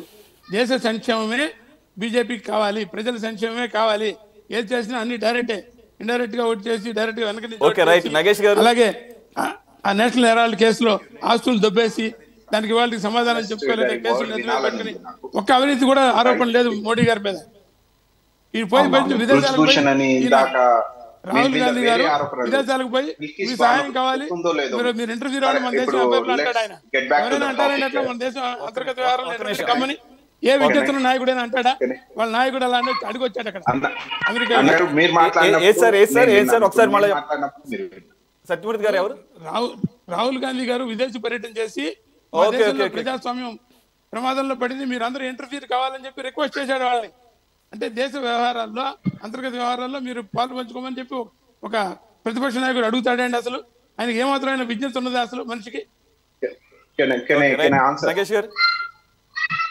ఇప్పుడు రాహుల్ గాంధీ గారు ఇలా ఇంటర్ఫియర్ అవ్వమని అడగలేదు. Best we all are connected, this is globalize world, right? ఒక దేశంలో యుద్ధం జరుగుతుందంటే మనం కనెక్టెడ్, ఈక్వల్ సఫరర్ మనం కూడా, రైట్? ఆ కాంటెక్స్ట్ లో ఇంటర్నేషనల్ కమ్యూనిటీ కొంచెం విజిలెంట్ గా ఉండాలి అన్నాడు ఆయన. కానీ మీరు ఇంటర్ఫియర్ అవ్వండి, సోవర్నిటీ ఓపెన్ ఉందా అసలు ఎన్నటికీ చెప్పదు కాంగ్రెస్. ఈ దేశానికి 250 years ఇండిపెండెన్స్ కోసం ఇప్పుడు గాజా మీద ఇజ్రాయెల్ చేస్తున్న దాడులకు సంబంధించి ప్రపంచవ్యాప్తంగా నిరసనలు వినపడుతున్నాయి. యుఎస్ లో నిరసనలు వినపడకూడదంటే ఎట్లా? లేదంటే ఇండియాలో నిరసనలు వినపడకూడదంటే ఎట్లా? అది అంతర్జాతీయంగా సాలిడారిటీ ప్రకటిస్తారు. అలాగే ఇరాన్లో మోరల్ పోలీసింగ్ జరుగుతున్నప్పుడు ఏంటి బుర్కా విషయంలో అప్పుడు ఇంటర్ఫీర్ అయ్యారు అందరూ. ఇండియా కూడా ఇంటర్ఫీర్ అవ్వచ్చు, తప్పేం లేదు. అంతేగాని అది ఇంటర్నల్ మ్యాటర్స్ లో ఇంటర్ఫీర్ అయినట్టు కాదు కదా సత్యమూర్తి గారు. రైట్ నగేష్ గారు, ఆయన ఆడిల్తో పాటు కొన్ని పాయింట్లు దానికన్నా ముందు గుడ్, మీరు బ్యూటిఫుల్ గా ఇచ్చారు ఆన్సర్, ఐ అప్రిషియేట్ యూ. ఇప్పుడు ఆయన క్వశ్చన్స్ రేజ్ చేశారుగా, అవన్నీ ఆన్సర్ ఇస్తాం. ఒకటి, డిజిటల్ అకౌంట్ వీళ్ళు ఓపెన్ చేసుకోమన్నారు, చేసుకున్నారు. పేద జనాభా అందరు చేసుకున్నారు, బ్యాంకింగ్ మెయిన్ స్ట్రీమ్ కి తీసుకొచ్చారు. మరి జన్ ధన్ యోజన 15 lakhs అకౌంట్ లో వేస్తా అన్నారు, అదే లేదు. ఇంకోటి మీకు ఇస్తా, స్టాండప్ ఇండియా, స్టార్ట్అప్ ఇండియా అని ఒక పాలసీ ఉంది వీళ్ళు. అది సక్సెస్ రేషియో ఎంత తెలుసా అండి? 2.5%. ఫస్ట్ అంటే ఏ దేశ జనాభా కోసం ఆ స్టాండప్ ఇండియా ఈ మహిళలక, యువలక, ఎవరికి ఆ పేద వర్గం నుంచి ఒక బిజినెస్ క్లాస్ వస్తుంది, వాళ్ళకి సపోర్ట్ సిస్టమ్ గా యాంజిల్ ఇన్వెస్టర్ ని ఎవరైనా తీసుకొచ్చారా అంటే లేదు. 2.5% పర్ఫార్మెన్స్ దాన్ని, అది రికార్డ్. ఇంకోటి ఎక్స్పోర్ట్ గురించి అన్నారు, మోడీ వచ్చిన తర్వాత ఎక్స్పోర్ట్ పెరిగిపోయింది అన్నారు. దరిద్రం. ఈ దేశంలో పండించిన పంటలన్నిటికీ ఒకప్పుడు ఎక్స్పోర్ట్ చేస్తే దానికి ఒక కస్టమ్ డ్యూటీస్ ఇచ్చి దేశ సంపాదన పెంచింది కాంగ్రెస్ పార్టీ. వీళ్ళు ఎక్స్పోర్ట్ తగ్గించారు. అందుకే రైతులది అదొక ఆవేదన. ఎంఎస్పీతో పాటు మన దేశంలో పండించిన పంటలు, ఆనియన్ కానివ్వండి, కొన్నిసార్లు నీడ్ ఆఫ్ ది అవర్ మన మార్కెట్ ని కంట్రోల్ చేసుకోవడానికి కొంచెం ఉంచుకోవాలి మనం. కానీ వీళ్ళు మొత్తానికి ఎక్స్పోర్ట్ బ్యాన్ చేశారు. ఎందుకంటే ఎక్స్పోర్ట్ కి వెళ్ళింది అనుకో, అక్కడ ఫేర్ మార్కెట్, మన డిప్లొమసీ ఫేర్ గా జస్టిఫై చేసుకోవాలి, అది చేసుకోలేకపోతున్నారు. బీజేపీ ఫెయిల్ అయింది అక్కడ. ఇంకోటి, ఉజ్వల స్కీమ్ కింద వీళ్ళు గ్యాస్ సిలిండర్స్ ఇచ్చారు అన్నారు. ఒకసారి అడగండి, అది దాని సక్సెస్ రేషియో ఎంత? యాక్చువల్లీ ఉజ్వల స్కీమ్ లో వీళ్ళు బిలో పవర్టీ లైన్ నుంచి ఆదివాసీ వరకు మైనారిటీస్ ఈవెన్ వాళ్ళకు కూడా వీళ్ళు ఉజ్వల స్కీమ్స్ కింద అందియాలి. ఎక్కడో రిమోట్ రీజియన్ లో ఉన్న పేద వర్గానికి వీళ్ళు సిలిండర్ అందియాలి. ఇంతవరకు వీళ్ళు అందించిన జనాభా రేషియో ఎంత తెలుసా? 8 to 9%. అంటే ఈ ఆర్థికంగా ఇన్ఫ్లేషన్ పెరుగుతున్న ఇన్ఫ్లేషన్ అంటే ఏంటండి, ఆయిల్ రేటు ఒకప్పుడు 60 rupees ఉంటే ఈ రోజు 200 rupees క్రాస్ అయింది. అంత నిత్యావసర ధరలు పెరిగిపోతూ ఉంటే ఈ గ్యాస్ సిలిండర్ ఇన్పుట్ ఏదైతే సబ్సిడీ ఉందో అది ఓన్లీ 9% జనాభాకి ఎలా ఇస్తున్నారు మీరు? 60 to 70%, 85% మీ జనాభా పేదరికంలో ఉంటే ఈ ఉజ్వల స్కీమ్ ఏ విధంగా సక్సెస్ చేసారు మీరు? అది డౌట్. ఇంకోటి, హౌస్ హోల్డ్ నుంచి టాయిలెట్ వరకు అంతా మోడీ కట్టించారు అన్నారు. కానీ అన్నగారికి తెలియని హిస్టరీ ఏంటంటే ఇందిరా ఆవాస్ యోజనకున్న ఒకప్పుడు 100% సక్సెస్ఫుల్. ప్రతి ఒక్క పేద వర్గానికి ఇందిరా ఆవాస్ కింద ఇల్లులు ఇచ్చాం. తెలంగాణలో ఈ రోజు 100% ఇల్లులు వచ్చాయి అంటే అది ఇందిరా ఆవాస్ యోజన కింద. ఇక్కడ బీఆర్ఎస్ పాల్ స్వామి చేసిన డబుల్ బెడ్రూమ్ అని, అది ఇంతవరకు ఎవరికి రాలేదు, రైట్? ఇవన్నీ మీరు గ్రహించాలి. నెక్స్ట్ ఇంకోటి అన్నారు, థర్డ్ బిగ్గెస్ట్ ఎకనామిక్ గా మనం మారబోతున్నామని. దానికి మోడీ బీజేపీది ఏందంటే కాంట్రిబ్యూషన్ ఒకప్పుడు చెప్తా చూడండి. ఎల్పిజి అని ఈ దేశానికి 1992లో కాంగ్రెస్ గవర్నమెంట్ పివి నరసింహారావు గారు ప్రైమ్ మినిస్టర్ ఉన్నప్పుడు లిబరలైజేషన్, ప్రైవేటైజేషన్, గ్లోబలైజేషన్ పాలసీ తీసుకొచ్చి ఎఫ్డిఐస్ కోసం ఓపెన్ చేస్తే, అరే ఈ ఎఫ్డిఐస్ వచ్చి కంప్యూటర్లు వచ్చి మా ఉద్యోగాలు లాక్కుంటాయని ఇదే భాజపా రోడ్ల మీద పడుకుంది, నిరసన తెలిపింది. అంటే వీళ్ళు చేసింది ఏంది ఈ ఎకనామీకి? అదే కాంగ్రెస్ గవర్నమెంట్ కాదా? ఆ బ్యూటిఫుల్ పాలసీ తీసుకురావడం వల్ల మనం ఈ రోజు మన ఎకనామీ, దేశ ఎకనామీ వరల్డ్ ఎకనామీకి ఇంటిగ్రేట్ అయింది. అది కాంగ్రెస్ క్రెడిట్ కాదా? వీళ్ళు ఎలా మోడీ వచ్చిన తర్వాత అది పాసిబుల్ అయిందంటే, అంటే లైట్, ఫ్యాన్, కరెంట్ ఇప్పుడే చూస్తున్నావా మేము? తప్పు. మీరు బీజేపీ మీరు అంత ఏవద్దు. ఇంకోటి, వీళ్ళు అచీవ్ చేసింది ఏంటంటే fake news. World economic forum report చేస్తుంది ప్రపంచ దేశాల్లో అన్నిటికన్నా మేజర్ గా ఫేక్ న్యూస్ ఎక్కడ ఉంటుందో అక్కడ మిస్ గవర్నమెంట్ అవుతుందని, మిస్ గవర్నెన్స్ అవుతుందని ఫేక్ న్యూస్ లో ఈ రోజు ఇండియా నంబర్ 1. అది మీరు బీజేపీ ఏది వరల్డ్ ఎకనామిక్ ఫోరం రిపోర్ట్ ఇది. ఇంకోటి అన్నారు ఏది ఎఫ్డిఐ చాలా తీసుకొచ్చింది బీజేపీ అని. ఎక్కడండి? ఒకవేళ ఎఫ్డిఐ తీసుకొస్తే వైజాగ్ స్టీల్ ప్లాంట్ ని ప్రైవేటైజేషన్ ఎందుకు చేస్తున్నాం? మనం టెక్నాలజికల్ సపోర్ట్ తీసుకుందాం, మన దగ్గర ప్రొటెక్షన్ వాల్యూ పెంచుదాం.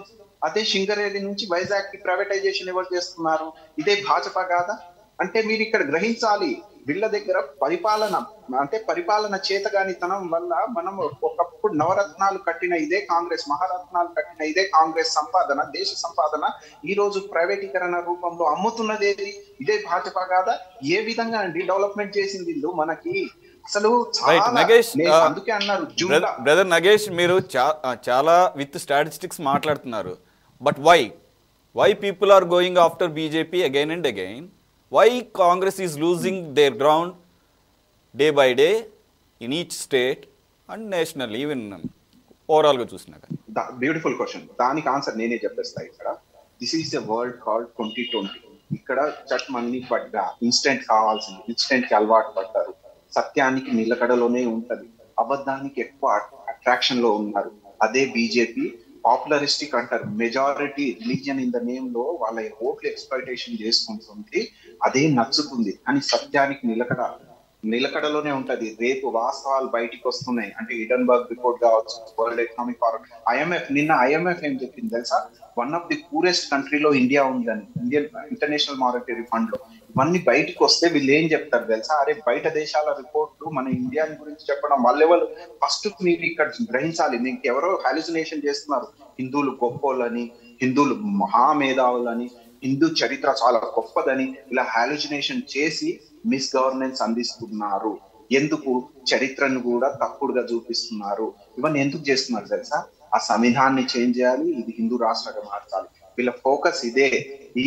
ఈ ప్రాసెస్ లో ఈ గవర్నెన్స్ అంతా మిస్ అవుతుంది.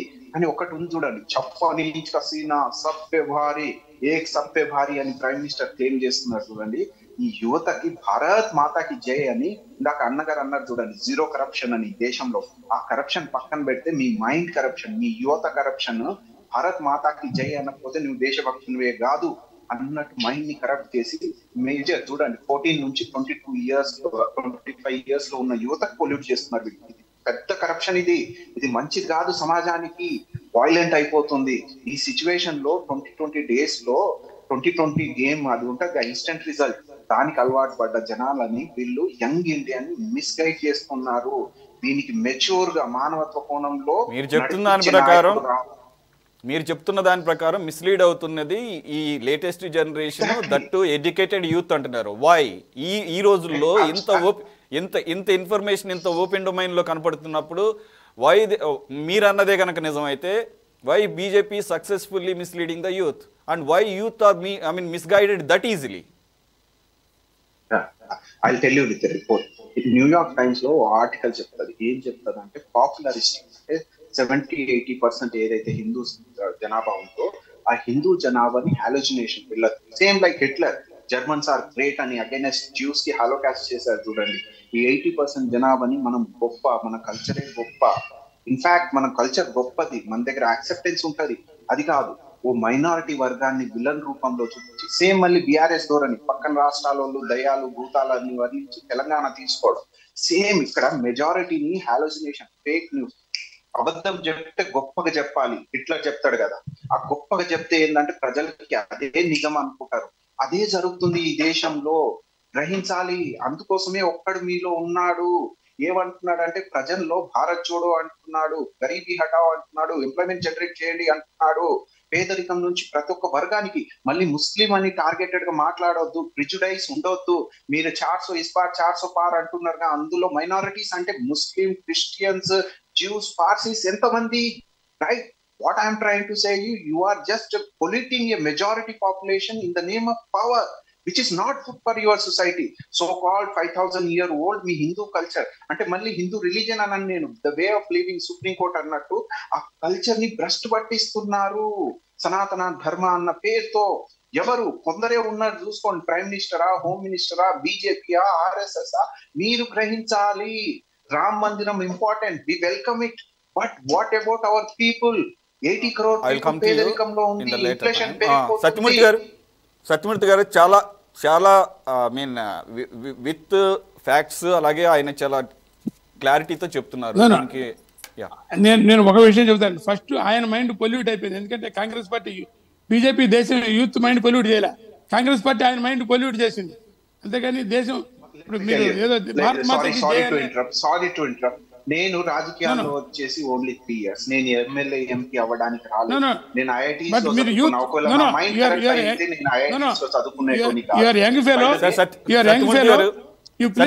సత్యమూర్తి గారు ఈవెన్ ఇదే ఫస్ట్ టైం మన డిబేట్ లో నగేష్ గారు జాయిన్ అవటం ఇదే first time. I came to know just now ఆయన నోట్ నుంచే he is from IIT, which is the top institute in India, right?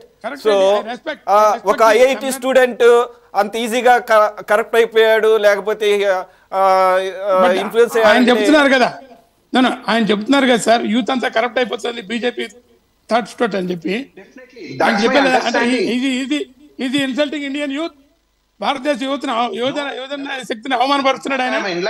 అది కాదు నేను చెప్పింది. ఆయన మైండ్ విత్ మిస్ఇన్ఫర్మేషన్ తోటి పొల్యూట్ అయింది. నేను చెప్పేది I'm going to prove that.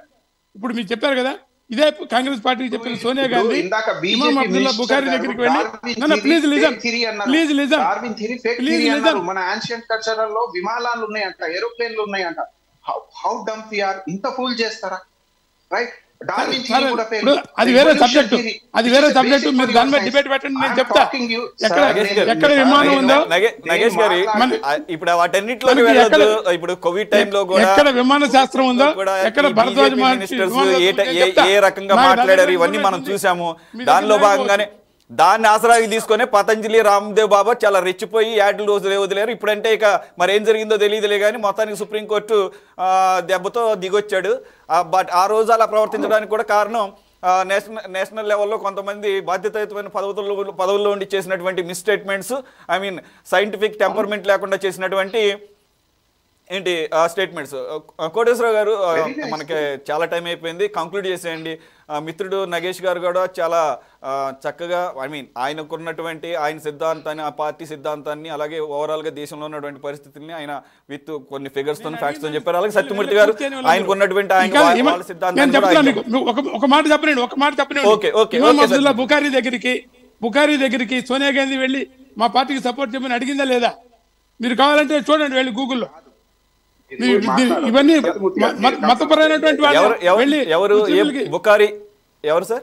Sonia Gandhi అండి, ఢిల్లీ షాహీ ఇమాం అబ్దుల్లా బుఖారీ దగ్గరికి మీకు సంవత్సరం కూడా చెప్తాను నేను. వెళ్ళి 2004 సంవత్సరంలో వెళ్ళి అడిగిందా లేదా మీకు మద్దతు ఇవ్వండి. ఆయన బహిరంగంగా మద్దతు ప్రకటించాడు లేదా?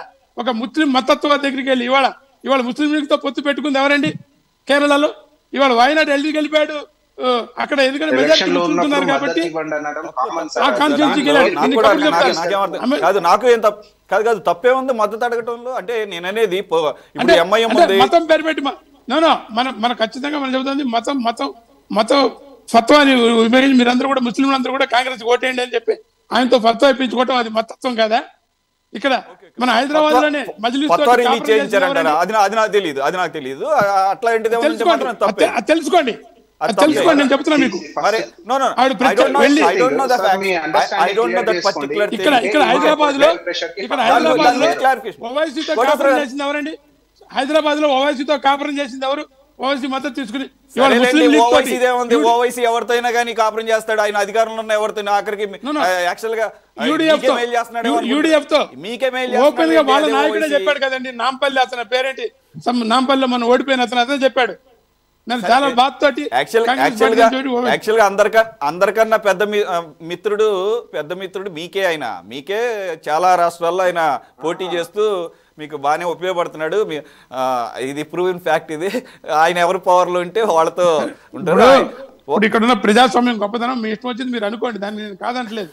కానీ వాస్తవం అనుకోవడం కాదు. These are all facts. అలాగే ఎవరి చేసినా తప్పే సార్.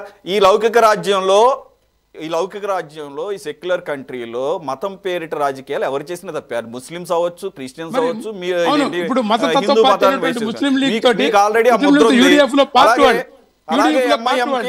ఎంఐఎం అసలు పుట్టిందే మతాన్ని బేస్ చేసుకుని. కాబట్టి సిమిలర్ గా ఉంటాయి మహా అయితే కుడి ఎడమలు అంతే. వాళ్ళతో పోయి దోస్తానం చేస్తే ఏమనాలండి?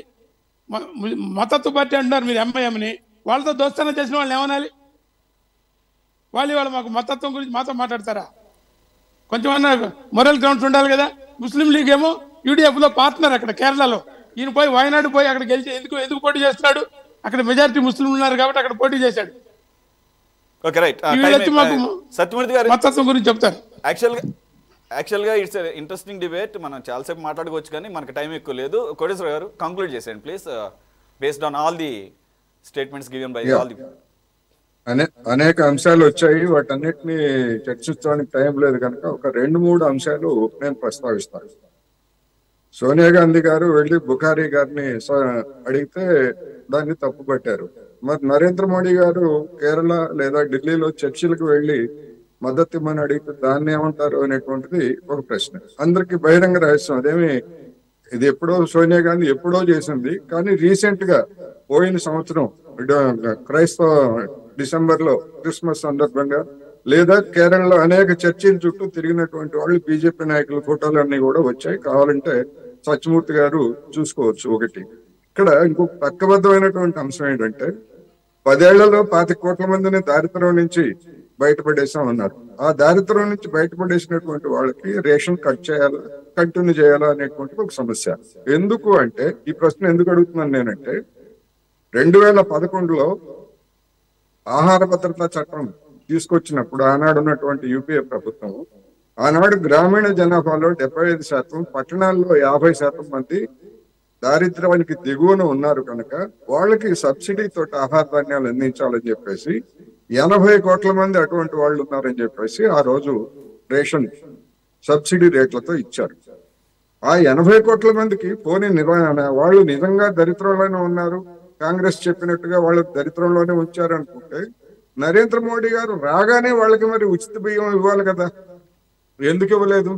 కరోనా వచ్చిన తర్వాత స్టార్ట్ చేశారు, తర్వాత మళ్ళీ ఇప్పుడు ఇస్తున్నారు.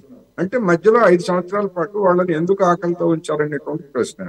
రెండోది, ఆ ఆకలితో ఉంచడమే కాదు, ప్రపంచంలో ఆకలిలో అధమ స్థానంలో ఉంది ఆకలి సూచికలో అని చెప్పేసి ప్రపంచ సంస్థలు చెప్తా ఉంటే ఇవన్నీ తప్పుడు నివేదికలు అని చెప్పేసి ఖండించినటువంటి వాళ్ళు ఎవరు?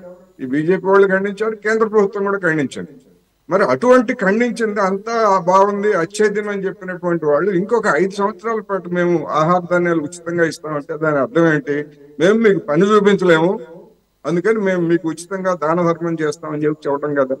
ఒకవైపు ఏమో 25 కోట్ల మందిని తీసేస్తే మరి వాళ్ళని తగ్గించాలి వాళ్ళ క్రైటీరియా ప్రకారం, అది తగ్గించలేదు. తగ్గించకపోగా 80 కోట్ల మందికి మేము ఉచితంగా ఇస్తామన్నారు. ఈ ద్వంద్వ ప్రమాణాలు లేదా ఈ ద్వంద్వ వాదనలు ఏమిటనేటువంటిది. అందుకని చెప్పేటువంటి మాటలకి చేసేటువంటి దానికి చాలా అసమానతలు ఉన్నాయి. ఎవరైతే ముస్లింలని సంతుష్టీకరిస్తున్నారని చెప్తున్నారో ఇవాళ అదే బీజేపీ 80% ఉన్నటువంటి హిందువులను సంతుష్టీకరించి హిట్లర్ పద్ధతుల్లో ఒక విధమైనటువంటి ఉన్మాద స్థితికి దేశాన్ని తీసుకెళ్తా ఉంది అనేటువంటిది ఒక వాస్తవం. ఆ రోజు హిట్లర్ని కూడా జనం గమనించలేదు, జనం మద్దతు ఇచ్చారు. అదే విధంగా సత్యమూర్తి గారు ఇంకొక మాట అన్నారు, మేము ఎట్లా గెలుస్తున్నాము, బీజేపీ ఎట్లా గెలుస్తుందని. గెలవడానికి ఏముంది? ఇప్పుడు మీరే చెప్పారు, దేశాన్ని దరిద్రంలో ఉంచినటువంటి కాంగ్రెస్ కూడా మరి గెలుస్తూనే వచ్చింది కదా. ఎందుకని జనం ఎందుకు ఎంచుకున్నారంటే మరొక ప్రత్యామ్నాయం లేక ఎంచుకున్నారు.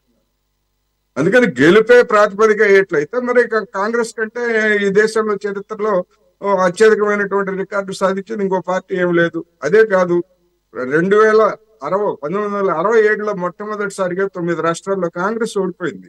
ఎందుకు ఓడిపోయింది? ఆ రోజు ప్రతిపక్షాలు బలమైనటువంటి ప్రతిపక్షాలు లేకపోయినా గానీ చిన్న చిన్న పార్టీలన్నీ కూడి ఆ రోజు కాంగ్రెస్ ని 9 రాష్ట్రాల్లో ఓడించాయి.